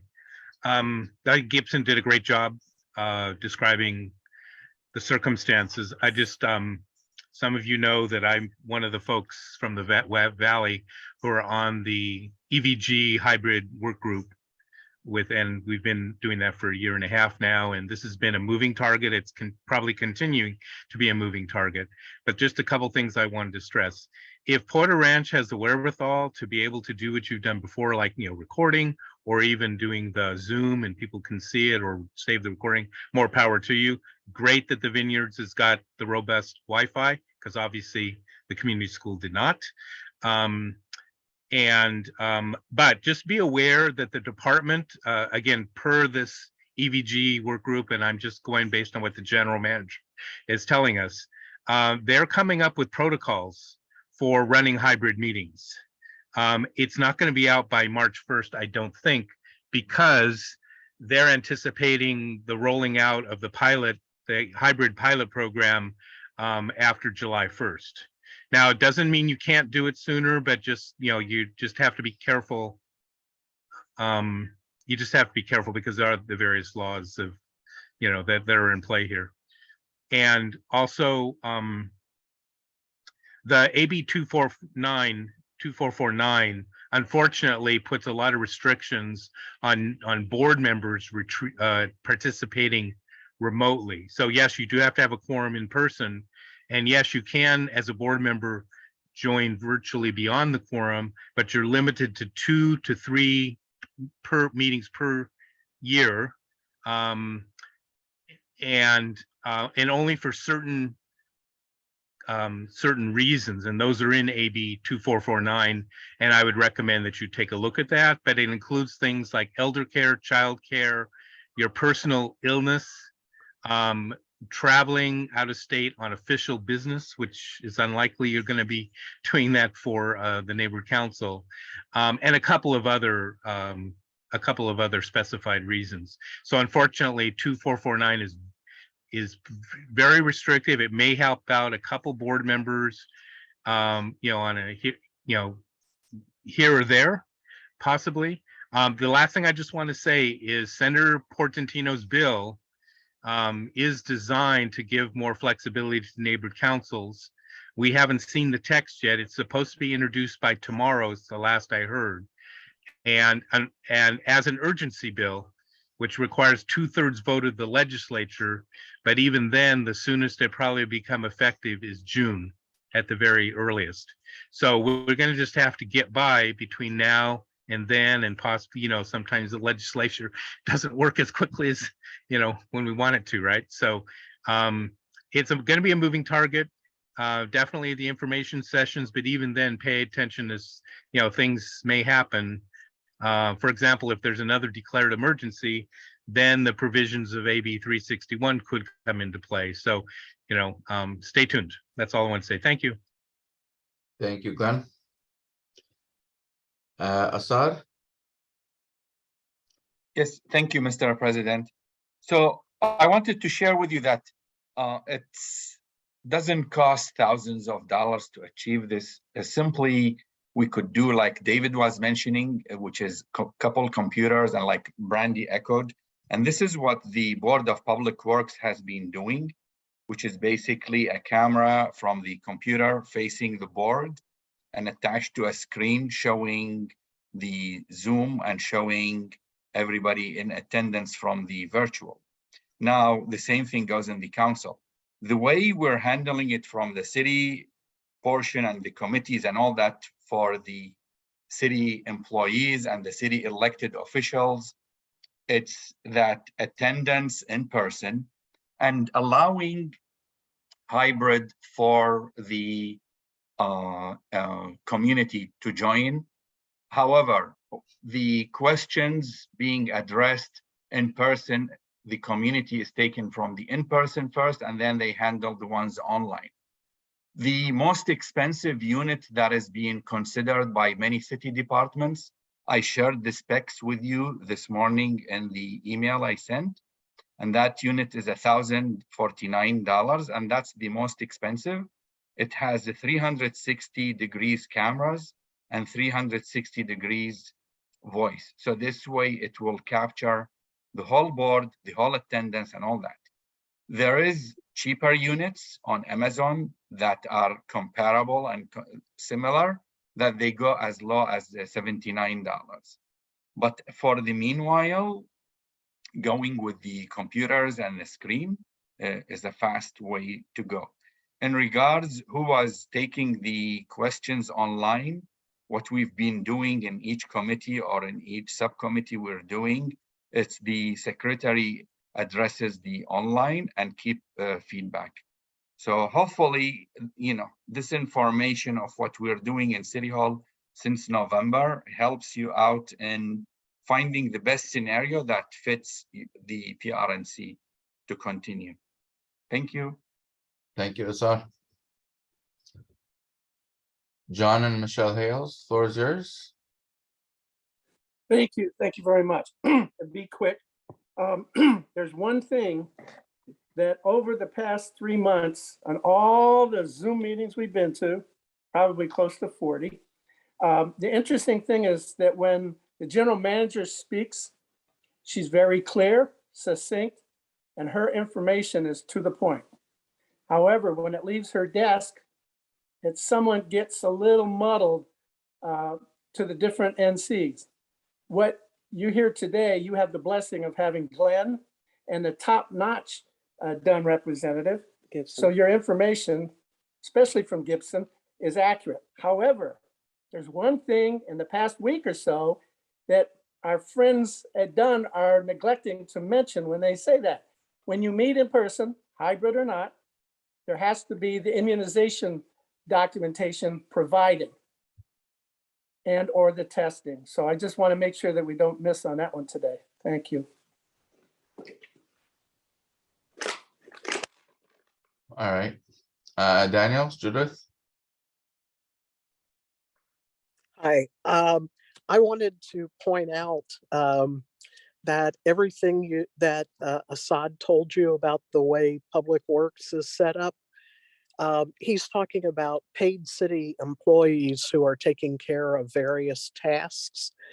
And you do not have any paid city employees to take care of the type tasks that he mentioned. That means that your board is going to have to do those. And if you have a board member or multiple board members who are busy taking care of technical tasks, they are not going to be likely to be paying a whole lot of attention to what's actually going on at the meeting at the same time. And that's one of the reasons that that Dunn is looking at for the hybrid pilot program, which Chatsworth is one of the councils that is involved in that. Dunn has listed that the probable cause, or I would defer to Glenn on this. I'm not sure if it's Dunn or if it's the working group, the hybrid working group that he's a member of.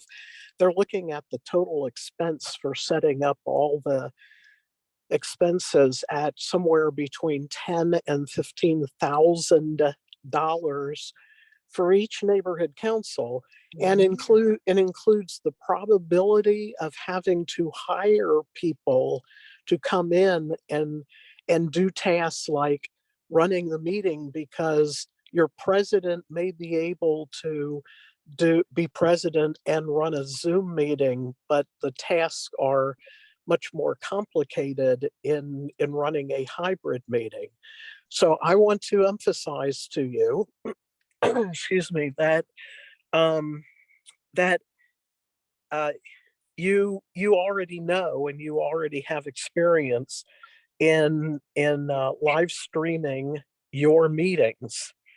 You can always live stream your meetings. If you vote to have only in-person meetings, you still have the option of live streaming your meetings in whatever method you want to do at whatever cost that is, which would probably be minimal since you already have the equipment from before. And the main differences are your board members all have to be in person, because the Brown Act does not allow the board members to not be there. And you could not take any public comment from anybody who is not in the room, unless you go through the whole process of doing hybrid meetings under the very restrictive circumstances that that are going to be allowed right now. You have to have the ability to have two-way communication with people who are not in the room. So it would be like when you were live streaming before. People could watch your meeting, but the people watching your meeting are not able to communicate in real time with you. So that's an important factor. But when you look at the whole package, it may turn out, as with a whole lot of councils, say that that we want to hear from stakeholders, but it's a hefty price to have to pay. And one of the other things that is really important, the way the law is set up in allowing the hybrid meetings, is you may have a robust Wi-Fi setup at the vineyards, and that's great. However, keep in mind, if you have people who are Zooming in or calling into your meeting, no matter how robust your Wi-Fi is, their Wi-Fi is highly significant. And the law says, the way this hybrid law is written, it says that if even one person who is trying to give public comment and is remote ends up saying they're having problems hearing you, or actually, they don't even have to be making public comment. If there's one person remote or more, but all you need is just one, and they say, I can't hear you, your audio's not coming in, or your pictures went out, you have to stop the meeting and see what's wrong and try to fix it, whatever kind of technical problems there are. And if you cannot fix it within a reasonable time, I believe the law uses the phrase reasonable time, but does not tell you what a reasonable time is. And again, I would defer to Glenn about whether that's the correct phrase, reasonable time. But if whatever the problem is cannot be fixed in a reasonable time, the meeting has to be canceled at that point. So whatever you had on your agenda, if that you haven't gotten to, is toast. Those are really important issues. So when you make your decision, when you're thinking about what is best for the board, what is best for your stakeholders, what is the best overall decision to make, you need to consider those issues. And I'm pretty sure that you have the option, if you decide now that you're going to have just the in-person meetings and live stream, assuming that you will continue go back to just the plain live stream with no two-way communication. If you decide to do that now, I'm pretty sure that you have the option of changing and doing hybrid later on if you are prepared to do that, and if you decide that you want to make that change. So if any of the things I said, Glenn, please hop in and correct me if necessary. Thank you. Thank you. Glenn, if you wish to speak, and then I'll get Mr. Gibson to elaborate. Glenn, Yes, Glenn Bailey. Judy's referring to Assembly Bill 361, which was an earlier bill, Yep. which I don't know about the wording, about the reasonable wording, but I can tell you that the department's done, two sentences that are operative on that. I'm just going to read you really quick. If there are any broadcasting interruptions that prevent the public from observing or hearing the meeting must be recessed or adjourned. If members of the public are unable to provide public comment or be heard due to the issues within the neighborhood council's control, the meeting must be recessed or adjourned. Now, that's not necessarily wording from the bill itself, but that's the wording that was provided through the city attorney and the Department of Neighborhood Empowerment. So I would reference Assembly Bill 361 as the source on that. Thank you. Thank you. Mr. Gibson, you want to elaborate on any of the information given? I think there's a lot of information and a lot of questions that have been sort of brought into attention. I think a couple of things I just want to touch upon. I definitely know that the general manager mentioned in the Board of Neighborhood Commissioners about the vaccination, and I do know there's going to be additional languages coming out. And I think what I want to emphasize is, again, similar to how the pandemic had started, we are adapting the policy to incorporate some of the changes that have become sort of the norm now.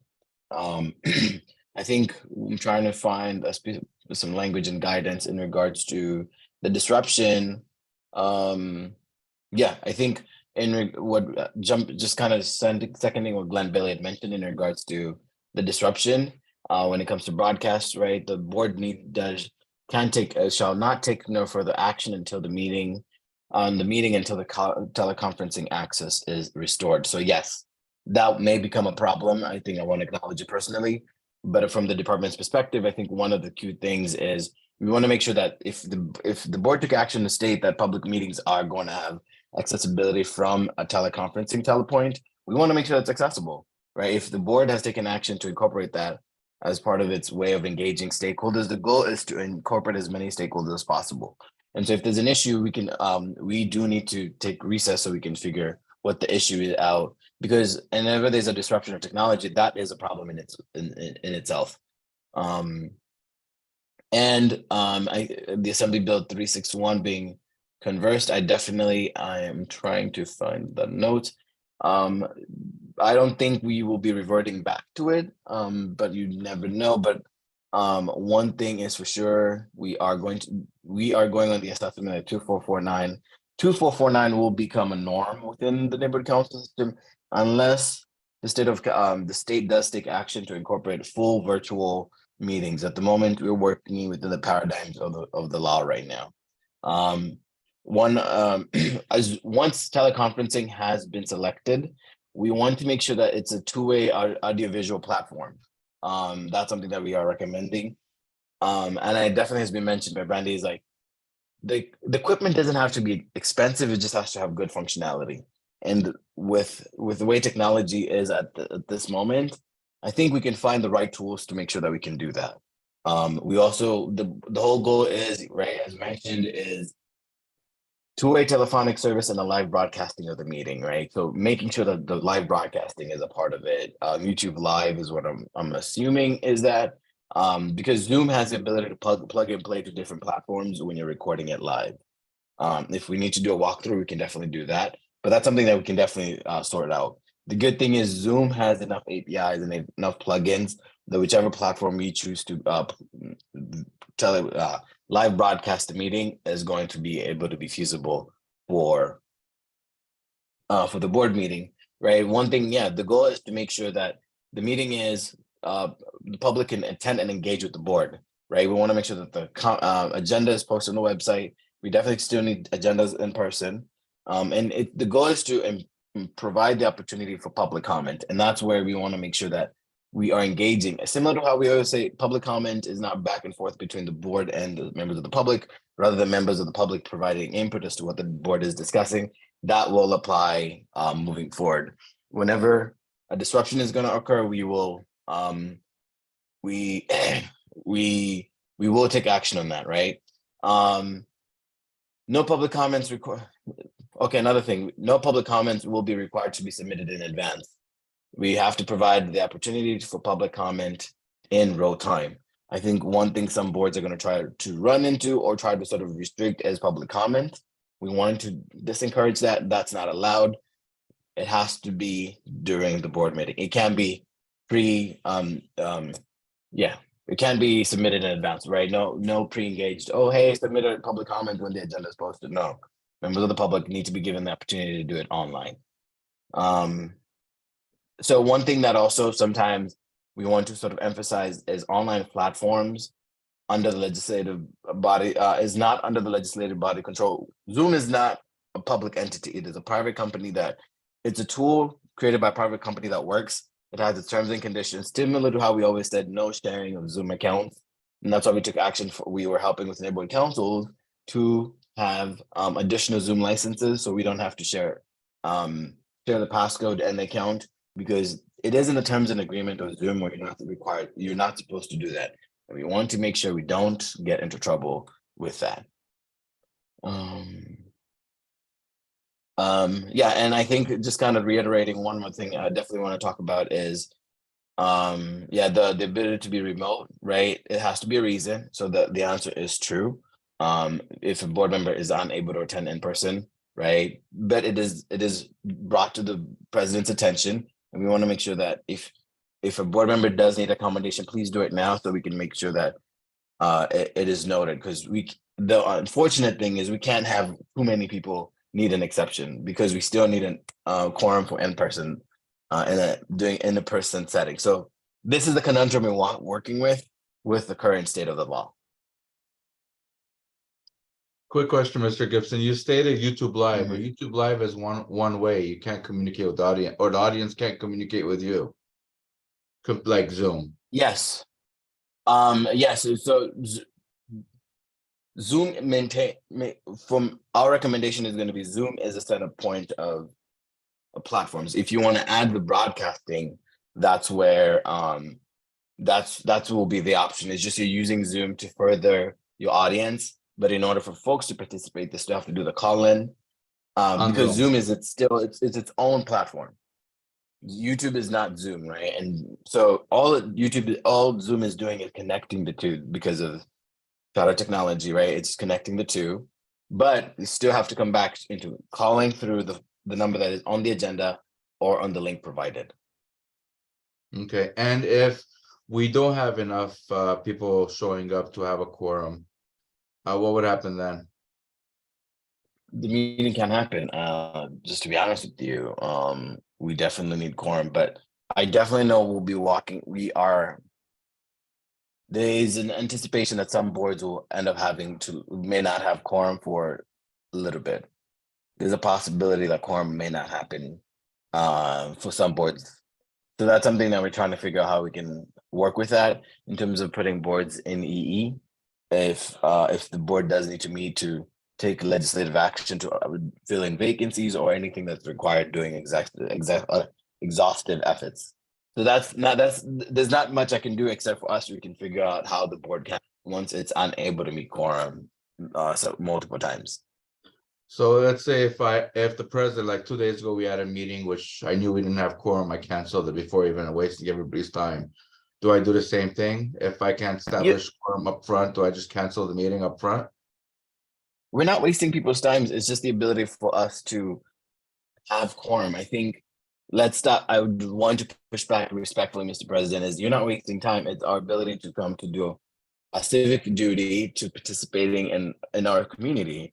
And so if the board is unable to have quorum at one meeting, it's unfortunate, but it's not a waste of time because we have action, we have the organizations we're going to contribute to, we have legislation that we want to give our input in. And I think I want to make sure that so that we come from that perspective. This is a new challenge that we're coming into.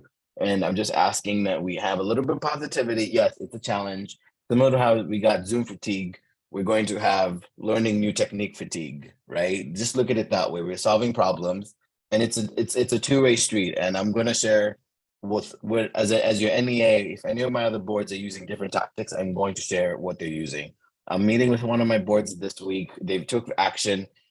They are purchasing, yes, it's $800, but it works with what their current equipment does. They have laptops, they have microphones, but what this does is because of Zoom's recommendation of pieces of equipment to use, they're able to plug and play, and it has 3 or 4 years of software support, which is a good thing in my opinion. Anytime a piece of technology has several years of software support, that makes my life easier. So if that works, I think it will. I'm going to try and, as your NEA, hey, this is what my board did. This is how the equipment they purchased, and this is what's worked for them, and that's not what's not worked for them.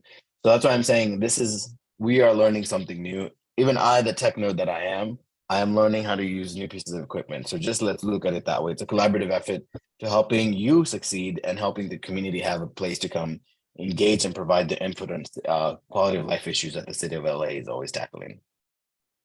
Sounds good. So don't cancel any meetings, just so have it. We just can't take action on items, but we can still make it productive. Yes, and that's why we can give public comment on agenda items, or if there's announcements from government officials, just something quick that we can still it's a tool for folks to know. A lot of stakeholders know that neighborhood council meetings are occurring. And so there's a way we can still be productive at the end of the day, even though we're not able to have quorum, but at the same time, we want to make sure we're not violating the Brown Act by conducting neighborhood council business. Okay. So even if I find out a couple of days prior, I'm not going to have quorum, I'll still go ahead and hold the meeting. I don't have a good answer to that question. I think let's figure that out. But if there's, let me figure that out. I don't have a good answer to that question. I'll be honest with you. Okay. Let me get additional guidance on that one. Yeah, I want to say that. Fair enough. Brandy, you have a question, comment? Yeah, okay, so backing up a lot of stuff that Gibson said, AB 2449, Section 2, Part E, Subsection 1, Item D, does specifically address the idea of disruption, and it says that if a disruption prevents legislative body from broadcasting. So not if somebody who's connecting can't connect on their end, but if the board's inability to broadcast, like the laptop isn't plugged in and it shuts down, you have to stop the meeting until you plug it in and turn it back on. So disruption has to be on that end. And it says, or an event of a disruption within the local agency's control. So it's only about stuff on our end. We don't have to worry about driving to somebody's house because their internet doesn't work. Nothing else like that is in 2449. Yeah, as Gibson and I both pointed out, there's no reason for it to even cost $1,000. It should, a few hundred is more than enough. My work, we do hybrid meetings all the time. It does not take a substantial amount of time or effort to do those meetings. It's just like with our neighborhood council meeting, somebody speaks, they take their turn, and when they're done, you find the next person. It's just that what we do is what someone else suggested. When it's time for the next person to speak, you look at the people in person first. So when it's the board going, you look at the board members in person. And if nobody's got their hand up, you look at the Zoom board members and see if their hand is up. If their hand isn't up, you go to the public in person, and then you go to the virtual public. So you just go through the same way we do now, looking for who wants to speak, and then they get the chance to speak, and you broadcast that, whether it's in person or virtual, it's just broadcasted. And then we respond in the same way. So it's do this thing, then do this thing, instead of all look in one spot. But turning your head to look at the computer is not a huge issue. And if you want to have somebody who's responsible for like checking the Q&A, I mean, we don't even do that enough in these meetings, but it would be worth it to have somebody that just kind of glances. It's their job to glance at Q&A and see if the red bubble has an extra number than it did before the last time they looked. So it's really not a substantial amount of effort or money or anything. And we've been doing this for almost 2 years at my work with huge meetings. So I really think that in order to allow for increased access for our community, this is worth a few $100s to do, because it's just never been fair for people who couldn't travel. My mother cannot drive to our in-person meetings and sit in our meetings. She just can't. She has to be in a specific position at home. We can't, she can't go to movies. She can't go to go on flights. She just can't. So she's only able to participate by listening to my meetings online.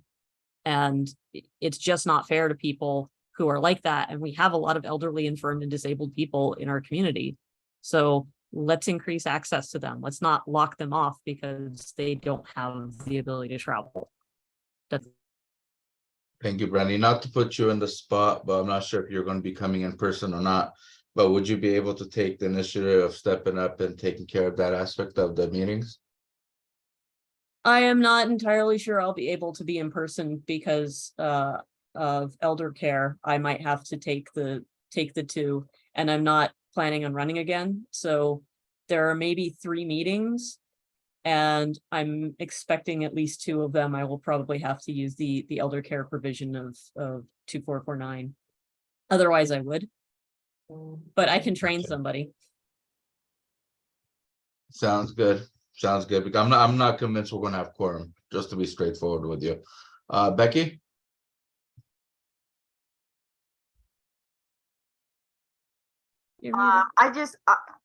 There's no way we can just keep doing what we're doing until they figure this out.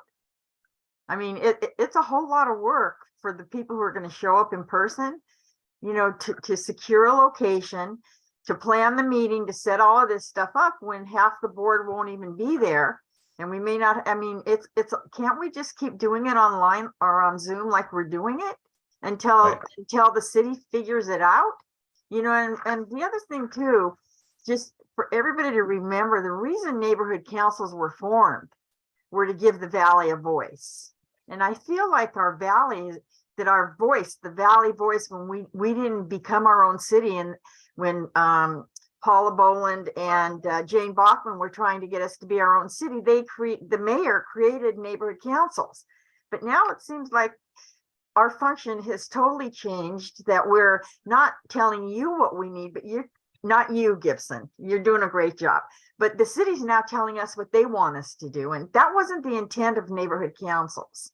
So I'm kind of confused, and I don't understand why we can't just keep doing it like this until it's figured out. Because we're not gonna have quorum a lot of times, and I know there's people on our neighborhood council that won't be able to attend. Right. And we won't have quorum, so I'm not quite sure what the answer is, but that's just where I'm coming from. I just wanted to share it with Thank everybody. you, Meg. We have a surprise guest, Councilmember John Lee, on our screen. Councilmember, floor is yours. We can't hear, you're muted. I'm so sorry to interrupt you during an actual item. I was driving home. I told Colin I wanted to try to make Porter Ranch Neighborhood Council. So I apologize about the dark light. I'm just leaving an event that started a little bit, it lasted a little bit longer than expected. It was with our former supervisor, Catherine Parker. But I just wanted to come on and tell you guys to say hello to all of you. You guys are one of the neighborhood councils that we work so closely with. And we obviously want to keep in touch. I know that Colin does a really great job in keeping me informed of what you guys are doing, what's important to you. And obviously I like to pop on from time to time to just say thank you guys for what you are doing. If you don't mind, I'm going to give you just a little couple of updates that I have, and then I'm happy to take any questions from the board. You may have not heard, I have been appointed the new chair of the Public Works Committee. Now, this is a committee that I asked to be on. This is the committee that I wanted to be the chair of. Really because I think as the chair of Public Works Committee, I'm going to be able to bring more resources to our community. And that's always what's most important. The core services that the city provides, bringing that to Council District 12 is obviously one of the things that I focus most on. And so why I'm happy, you know, to say I think that we have some wins. I know that the street lights were repaired on Tampa from Chatsworth to Devonshire. And I know that we recently, well, I think we have upcoming 31 trees to be trimmed on the weekend, on the 11th, barring any, obviously, wind emergency, near the Braymore and Stewartton area. But I wanted to make sure that as a neighboring council, we all know, I think we all know the issues we are facing with copper wire theft. Copper wire theft has not only been the biggest problem in the city, but the big problem in the city, but no district was hit harder than our district. Our district has the most lights out, and what used to take 1 to 2 weeks now is taking 6 to 7 months. As the new chair of Public Works Committee, I asked you as a neighborhood council, please give me your priorities on streetlights that have been out, and I will try to address those needs as soon as possible. Those are some of the things that I think I can move in a little bit quicker manner, being the chair of the Public Works Committee, but along with so many things. Public Works covers sanitation, streets, trees, lighting, all the quality of life issues that I think are important to our community. So let's see. Trying to look at my notes here. I know some of the recent wins we've had some weed abatement on Cessna Avenue between Tampa and Buffet.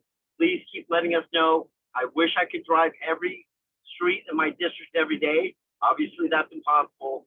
So I always tell you guys, you're my eyes and ears for the community. No one knows the community like you guys do. So please keep me informed of different needs that arise in the community. And that was one of the ones, the weed abatement process on Cessna was one of the ones that was brought to us by neighbor council members. We've had some graffiti removal on Braymore and Cessna, parkway cleanup at Tampa and Rinaldi. And these are just with recent things that I think we've been able to address in the Porter Ranch neighborhood that deal with quality of life issues.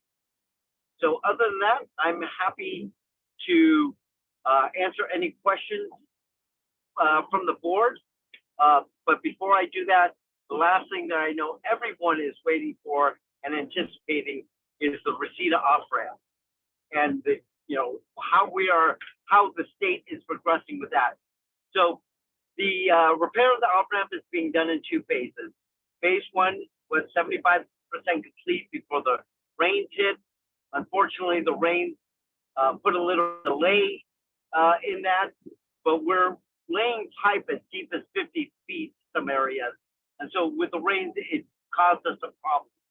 The projected completion of phase 1 is at the end of March. At that time, one lane will be open so that traffic can exit Reseda off-ramp. So that is, right now, we have a lot of different issues we're dealing with, but as long as conditions stay the same, we should have one lane open in March. And obviously that's something I'm very excited about, something that my office, even though this is a state issue, we have been tracking and working closely with our state representative and State Department to make sure that this happens. So with that bit of good news, happy to open this to the board for any questions the board needs. Thank you, council member. I do see Brandy with her hand up. Brandy? Thank you. And thank you for joining us, Councilman. Hi, Brandy. How are Hi, you? doing good. I'm sure you know certain members of our board are going to be very excited to hear you're overseeing trees. So Let I'm sure me you'll guess hear who about. that is. I'm sure you'll hear a lot. You'll hear a lot. Since you've joined us, I'd like to let you know, because we're working on a letter that we're drafting that we'll be sending to you and the rest of the city council, due in part because of your excellent work in getting a resolution passed from city council to unanimously resolve to close down Aliso Canyon, which, as you know, is a very big issue in this community. And if you're not aware, the California Public Utilities Commission is currently looking at a roadmap to close Aliso. And we really need to get more members of the community to respond to that roadmap that CPUC has put out. And we would really like to see, as per the letter we're writing, the city council direct the city attorney's office to write a testimony to the commission based on the fact that a resolution was passed by the city council. Got it. Hopefully we can do even better than that. Brandy, that'd be great. Why don't you and I meet in the next week or two? Okay. So we can actually strategize on what we think is the best way to move forward with this, whether it's us flying up and speaking personally, whether it's a letter, whether it's a resolution from the city. Let's look at our calendars. Let's figure things out. And obviously, on this. This is a major thing, obviously, in our district. I live in Porter Ranch. You are my neighborhood council. So obviously, I understand the concerns that the community has, so much that we have been starting to look into our own air monitoring system. More on that when that actually becomes reality. Because I want to make sure the reports we're getting are real and true.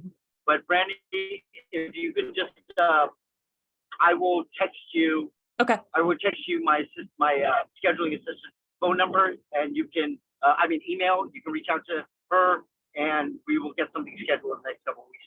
Done. I'll reach out to her tomorrow. Excellent. Okay, sounds good. As soon as I get off, I will text you. Excellent. Thank you so much. Yeah, If you guys can keep me in that conversation too. that'd I be will. well. Thank you. Any other questions for our Councilmember John Lee? Well, no further questions. That's a great thing then. Okay, that's an early night for me, Gabriel. Hey, before I go, I want to say, you guys, thank you so much. I know how hard you guys work. I know how much you care about our community. I hope you know that as your representative, I love the community that I was born and raised in.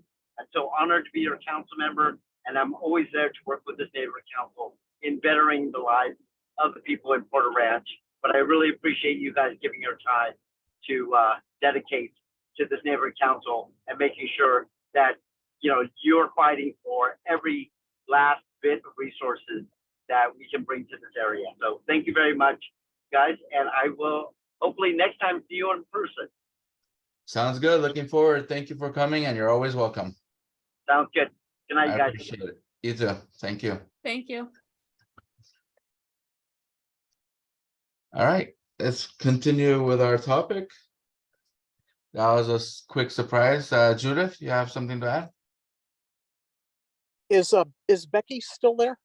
Becky got kicked off. She's logging back on, to my understanding. Okay. Right before John came on, Becky asked an important question. Can't we just continue the way we've been meeting on Zoom? And since Gibson seems to have also disappeared, it's important for everybody to understand that when the governor canceled the emergency, oh, there's Gibson. Don't mean to step on your toes, but when the governor canceled the emergency declaration and when the mayor canceled the emergency declaration, that meant that anything that was operating because there were emergency orders ceases to exist. One of those things is allowing neighborhood councils and other government bodies to meet virtually. So we revert back to the original Brown Act. The original Brown Act says you have to meet in person. There's no exceptions to the Brown Act that say that you can meet other than in person. And so you can't meet on Zoom. You can't just decide, well, you know, we've been going along for almost 3 years now on Zoom. Let's just continue what we're doing. That's not an option. Your only choices are you either go to 100% in person, and I emphasize you can still live stream your meetings. Your only choice besides 100% in person is to have a hybrid meeting in person and an online component where the public has a chance to interact and make comments. But the hybrid has very restrictive rules about how that can be handled. So the answer is no, you can't just keep zooming along and everybody be fine and let the public come and go as they please and the board members come and go as they please on Zoom, even though some councils probably would enjoy that. Thanks. Thank you, Judith. Mr. Gibson, you want to add anything to that? No, I think it was eloquently said. I think the one thing I wanted to emphasize with Mr. Levesque is like we are a functioning government body and we are mandated to work with what the laws of the land are. And as much as we want to, one thing we're trying to provide is the ability for this board to succeed. And I think I don't want it to come off as an hindrance when I'm saying, hey, this is the law and this is how we're going to be able to function with it. It's just like, hey, these are what is in the law right now. But the thing is, the law is consistently changing and trying to catch up to technology. So I think one thing I'm just emphasizing, let's be patient with one another. And I definitely want us to be accommodating as to some of the issues that are going to be coming up of trying to set this meeting, getting the neighborhood council to function in the in-person meeting again. I know it's sad that we will not have Brandy participate because definitely family obligations and what life has to sort of the challenges of life, but we definitely want to have more board members providing input and insight, especially how we can use our technological know-how to just make the neighborhood council system function. And so it's a little bit of us being a ragtag team. I definitely acknowledge that the neighborhood council board members are asking about the funding and the department have the funding. And the answer is no, we do not. But something that we would like to bring into further discussion with the city council and just kind of see how that looks like down the line. But I don't have a good sort of promise and understanding of that capacity just yet. But I'm just working with what we have now. And I'm gonna do my due diligence to help this board function. And that's why having the Vineyard to be the meeting location would be a good advantage because one, the network is built in. They're not asking too much of us except just pay for the cleaning fee. I think it's a good start. I think we are in the right direction. Sounds good. Thank you. Guess now we can discuss real quick and hopefully people can step up. Even though I'm not convinced we're gonna have quorum, like I said, let's say pretend we are, who can take charge possibly initiating or setting up a group to set up the rooms per meeting, because at the vineyards, we have to set up the room and we have to put everything away. Second question will be who wants to take charge of ordering food and printing? And who can be in charge of setting up cameras and anything else that needed to be set up? Are there any volunteers for any of that?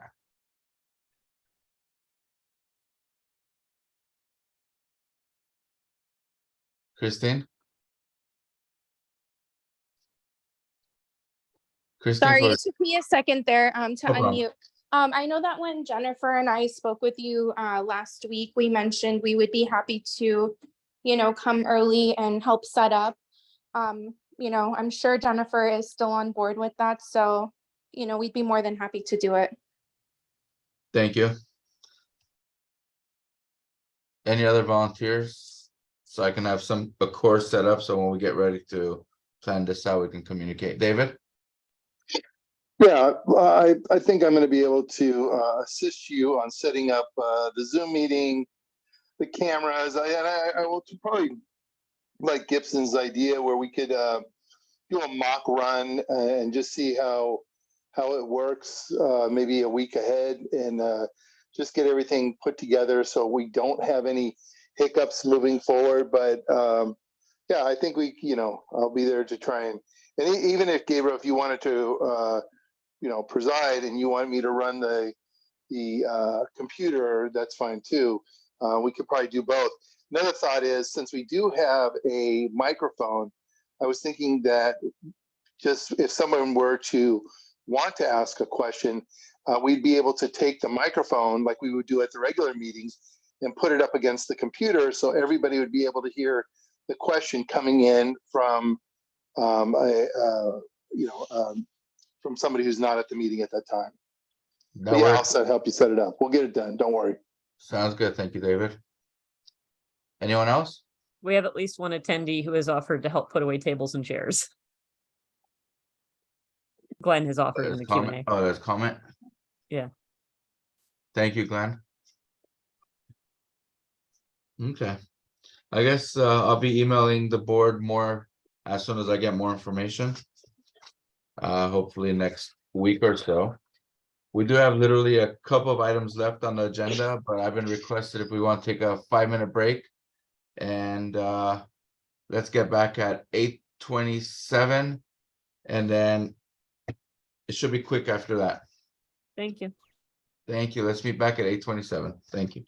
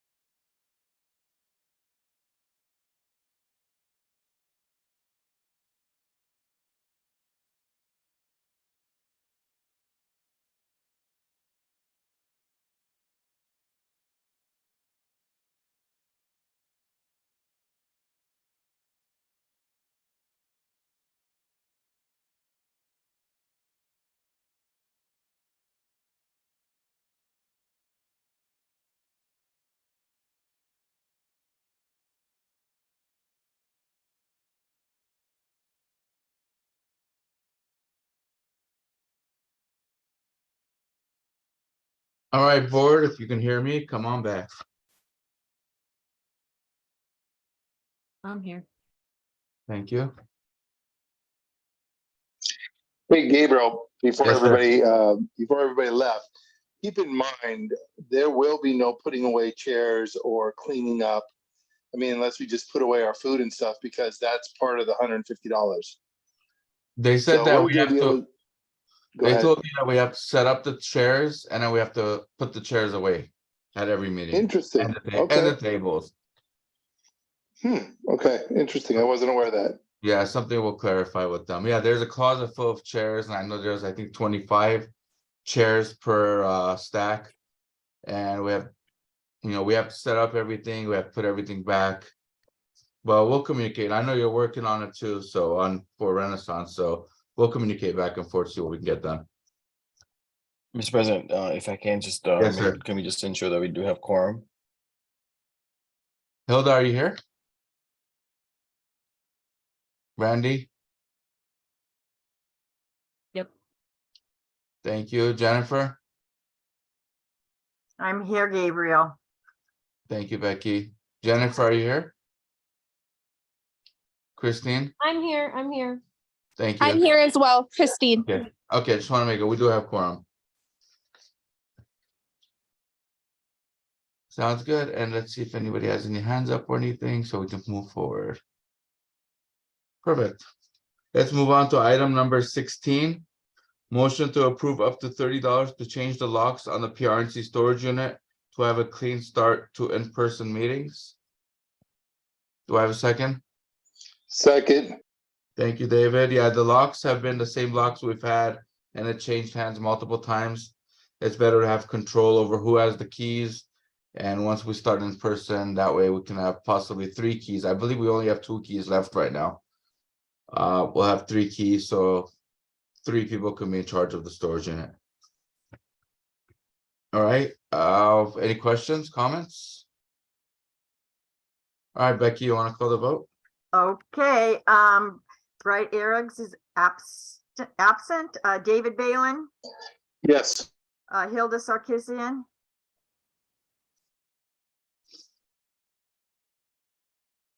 Is she back? Okay, I'll come back to Hilda. Becky Levesque, yes. Brandy Grace. You forgot Jason. Oh, okay, I have to say his name. Yeah, Jason's Yeah. absent. Luis isn't here anymore. Becky Levesque, yes. Brandy Grace. Yes. Okay, and Jennifer Yes. Bossing, Yes. Christine Demercian, Yes. and Gabriel Conley. Yes. Okay, Can I and go- Hilda, are you back? Nope, just mark her absent on the motion. Okay. All righty, motion passes. Thank you. Item number 17, motion to approve up to $40 to buy a new SD card for the PRNC camcorder and prep for the new in-person meetings. I second. Thank you. Any questions or comments? No questions or comments. Becky, call the vote. Okay, Bright Erigs is absent. David Balin, Yes. Hilda. Yes. Oh, you're back. Okay. Yeah, I'm back. Jason Hector absent. Becky Levesque, yes. Brandy Grace, Yes. Jennifer Abraham. Yes. Okay, Voss Singh, Yes. Christine Demercian, Yes. and Gabriel Conley. Yes. Motion passes. Awesome, thank you. Item number 18. Discussion and motion to approve a letter to Councilmember John Lee and Mayor Karen Bass requesting an increase in our NC funds. Let me pull up the letter, 1 second. This was written by Jason. I have reviewed it. And it was published on our website. Jason's not here, so I'm bringing a motion. Can everybody see it? Yes. Yes. I'll second the motion, Gabriel. Yes. Thank you, David. Does anyone have any comments? changes, requests, questions, anything? No. Good Well job. written. Okay, with no further questions, Becky, call the vote. Okay, Bright Erics is absent. David Balin. Yes. Hilda Sarkeesian, Yes. Jason Hector absent. Luis Ramirez not here. Becky Levesque, yes. Brandy Grace, Yes. Jennifer, Yes. Vossing, Yes. Christine Demercian, Yes. and Gabriel Conlon. Yes, Okay, motion passes. thank you. Let's go to item number 19. Make a motion. Let me actually put that up. The minutes, where are you?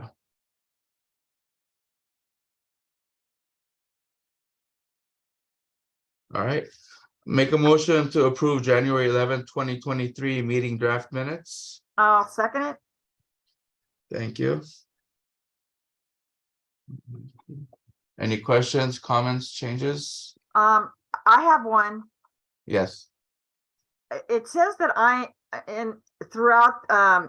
it says that I am the treasurer at the January 11th meeting. I don't think I was. I think Jason was. Jason, that's the way I've switched already. Okay, I could change that. 1 second. And it's throughout the document, so. Yeah, I'll take care of that. 1 Thank you. second. See, I read it. Perfect. Glenn Bailey, floor is yours. I can wait till after you finish this item. It was actually on the previous item. It's a very quick request, so I don't want to interrupt. the flow. Okay, I'll come back to you. Thanks. All right, Patty? Yeah, thank you. I've found some mistakes that I feel need to be changed. On page 2, it says Assembly District 40 covers Orange, San Bernardino, Riverside, and it's the Northwest San Fernando Valley and Santa Clarita Valley. I think that's important enough to change. 1 second. So this District 40. You want to say West San Fernando Valley? Right, because that's why Correct. the rep was there. It's our district. Okay. Where is it exactly? Page 2, Which item number? Number 6, paragraph 1. right, exactly. You see where, right under Got where it. it says, yeah. Okay. Or I'll make Janice, those- I can't pronounce her last name. Okay, I'll make that changes. Any other changes? And then top of page 3, the reference to an office in Santa Clarita was for Congressional District CA 27 and not for State Senate office. CA 27, not Senate. Okay, Yeah, this afternoon I did listen to the minutes just to make sure. perfect. And then page 10, it says that the CAG dismissed the DPH, but was the reverse. And I certainly know about that because we got our dear CAG email on December 1st. And which paragraph we're talking That's about? where Craig, where it says unilaterally dismissed the second in Okay. December 2022. So right, December 1? Right, it's the DPH dismissed the CAG, not the other way around. Right, okay, And it's DPH. got it. And then same paragraph, it says that this is the last one. CCST stated where it says CCST air monitoring. Okay, They actually state the CCST stated that the air monitoring was not suitable. They didn't do the monitoring themselves. So this this sentence makes it seem like they did. It was Gotcha. the AQMD and SoCal Gas that did. And that's it. sounds good. At least the ones that I care about. Perfect, thank you. Any other questions or updates on the minutes? No further hands up. All right, I'll make a motion once again to I'll amend the minutes with the 5 changes provided by Becky and Patty. I second. Thank you. Right. Becky, you want to call the vote? Okay, Bright Erics is absent. David Balin, Yes. Hilda Sarkeesian, Yes. Jason Hector absent. Becky Levesque, yes. Brandy Grace, Yes. Jennifer Abraham, Yes. Boss Singh, Yes. Christine Demercian, Yes. and Gabriel Conlon. Yes. Okay, motion passes. Awesome. All right, let's bring in next item is pretty much updates regarding the community air monitoring. If we can keep this short. Dawn, are you here? There you are. All right, Dawn, the floor is yours.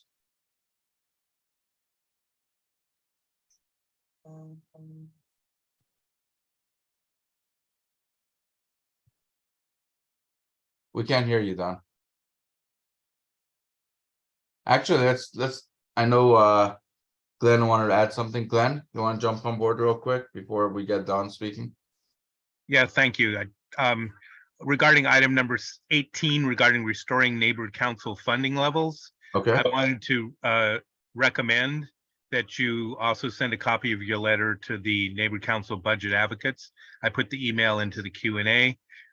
They are working on a report regarding the overall, the department and neighborhood councils, et cetera. So I think that would fit right in. Thank you. You got it. Thank you.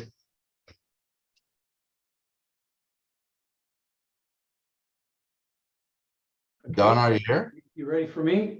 Yep. Okay, so just a number of quick updates in the past month.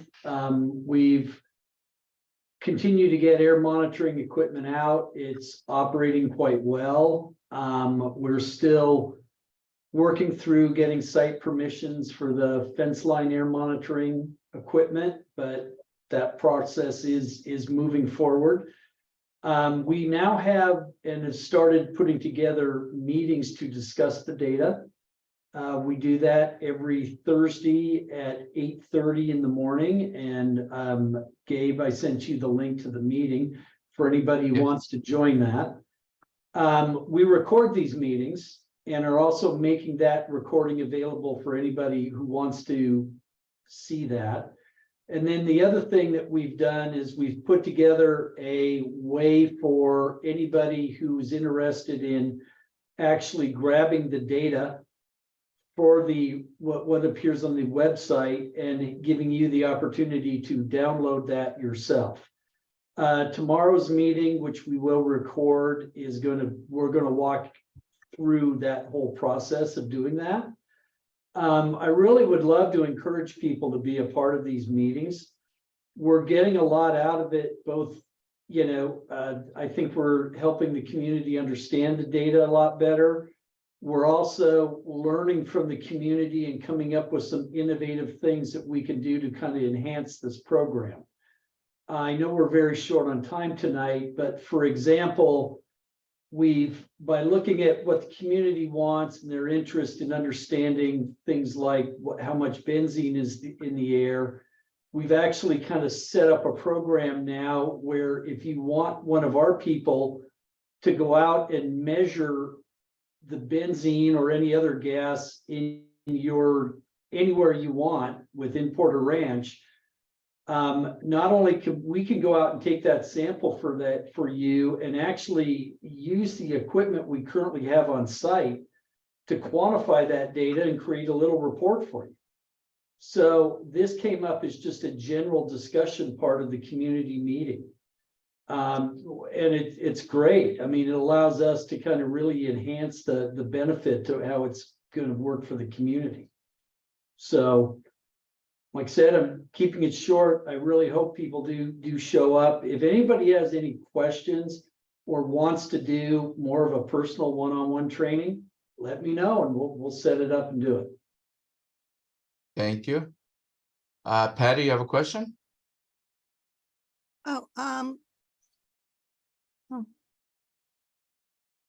Can you hear me? Yes. Oh, I'm sorry. I actually didn't raise my hand again, but Don, is the email, I mean, the way to get on the meeting, you're gonna give that to Gabriel? Yeah, I already have. Yeah. Oh, okay, good. And he can like send out email or something, because I'll be interested in attending and I want to tell some other people to attend Awesome. too. That'll be great. Anyway, that was it. I'll Thank lower you. my. Thank you. John and Michelle Hales. Yes, just a quick question.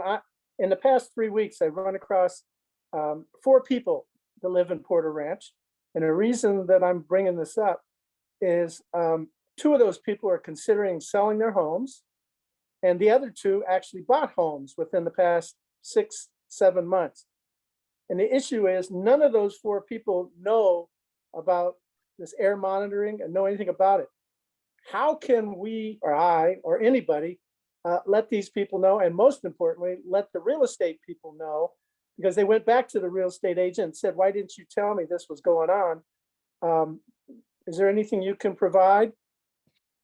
I know on our website as well as our newsletter, we are providing the webpage where the air monitoring results are posted in real time.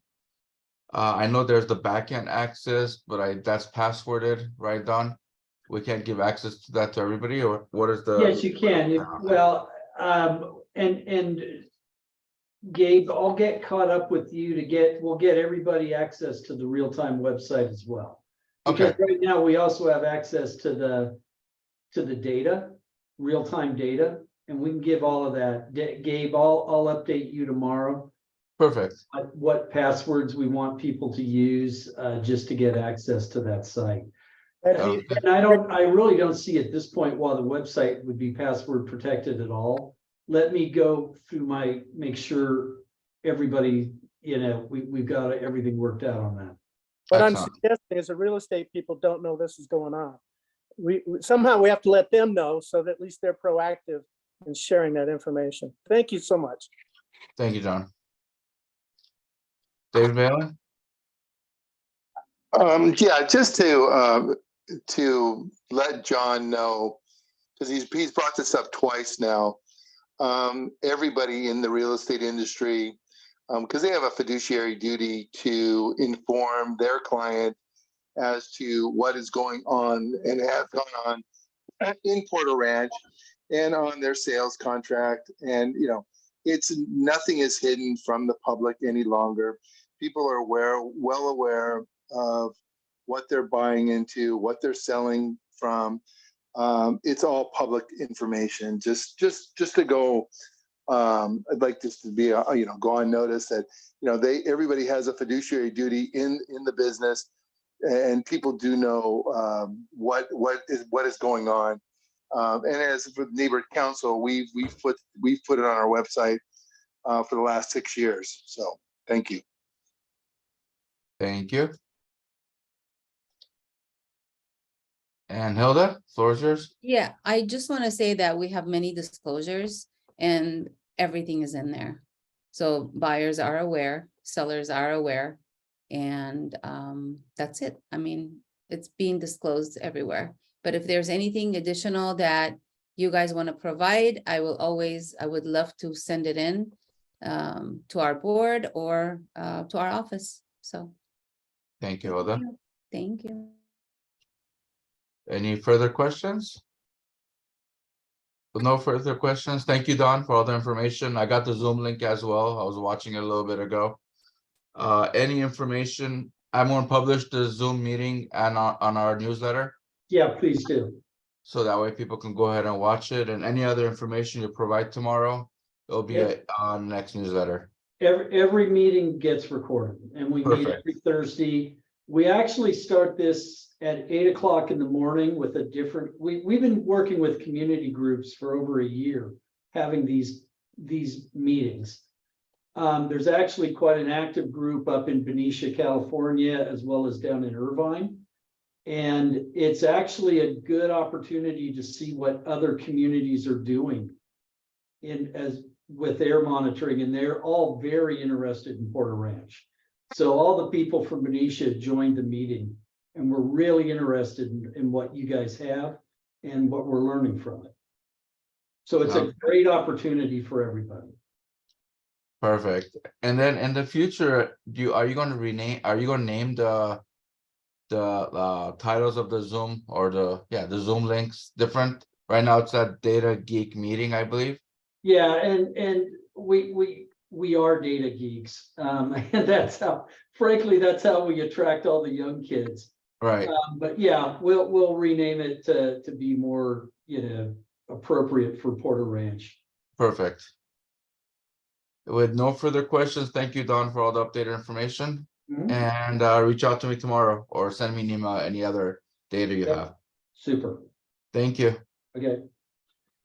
Next on the agenda is item number 21, updates by budget advocates.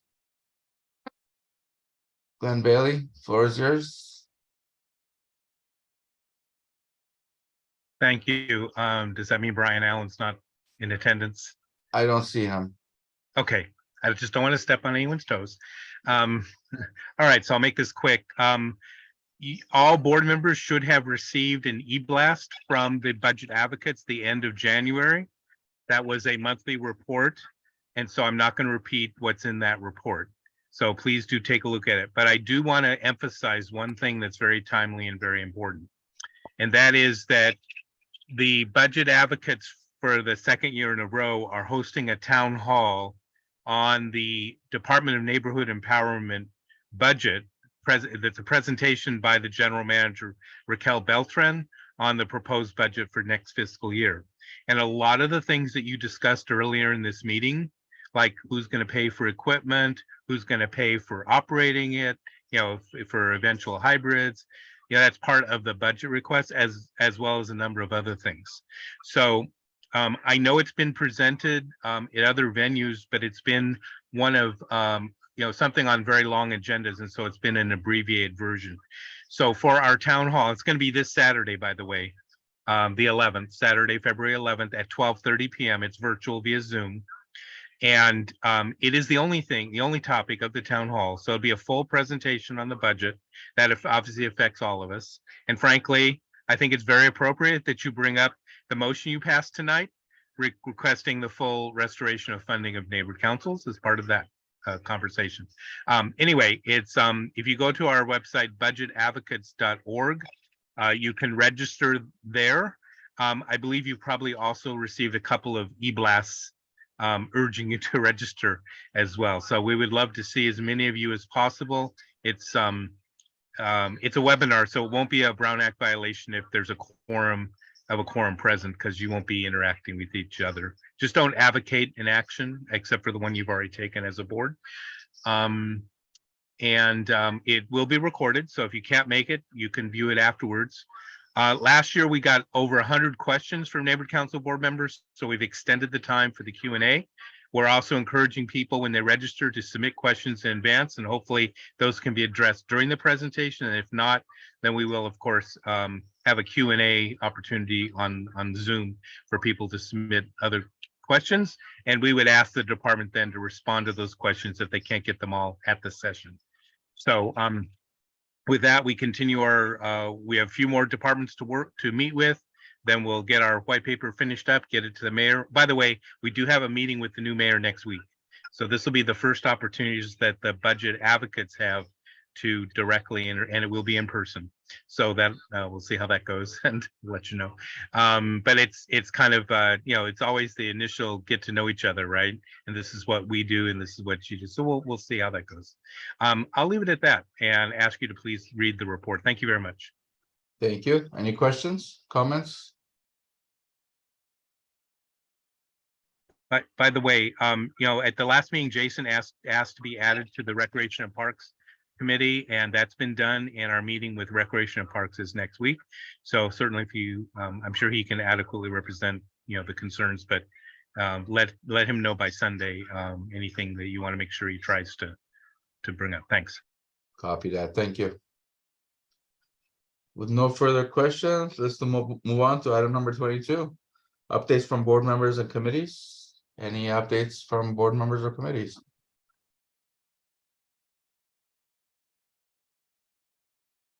No updates? Hilda, do you have a copy of the design for the banner by any chance? Is it available?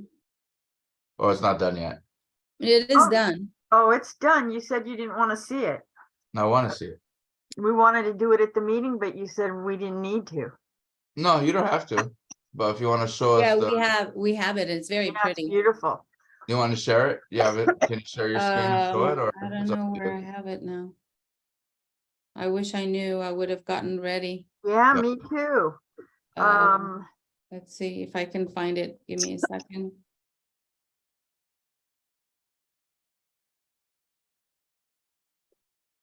Oh, which one did we see? Well, Why hold don't you just show them the other three of them and then, on. I don't know if you can see it. No, you No, can't we see can't see it. it. You can't see it. I wonder if I can go on my email and then see if I can. maybe if you send it to Gabriel, he can put it Yeah, up. if you send it to me, I can put it up. Okay, but did we decide? I think it's number 2 and that we wanted the lettering to be different Yeah, did she and do it different though? colors. Did she finish it though? No, I'm waiting for her to get back. Oh, so you know what? Then we don't have the complete one Okay. yet. So once Yeah. it's final, just send an email to the board. Yeah, we'll do that. Once Wendy sends it to us, we'll send it to Gabriel and then he'll put it maybe next meeting. Perfect. Yeah. Mhm. Sounds good. It's Because gonna look really is nice. It is approved, so you don't need a, but you Yeah, don't need a yeah. motion or It's anything. it's gonna be really nice. It's just a roll up. And anywhere we go, we can pull it up and then display it. It's really, really nice, professionally done. Perfect. Also, Hilda, I know Knowledge of Carnival of Knowledge is coming up again in about a month and a half. So you might Which want to talk to carnival? Sebastian, the one we did last year In Chatsworth High in School? Chatsworth. Correct. Oh, it's next month? It's March. Let me check. I have so many things going on.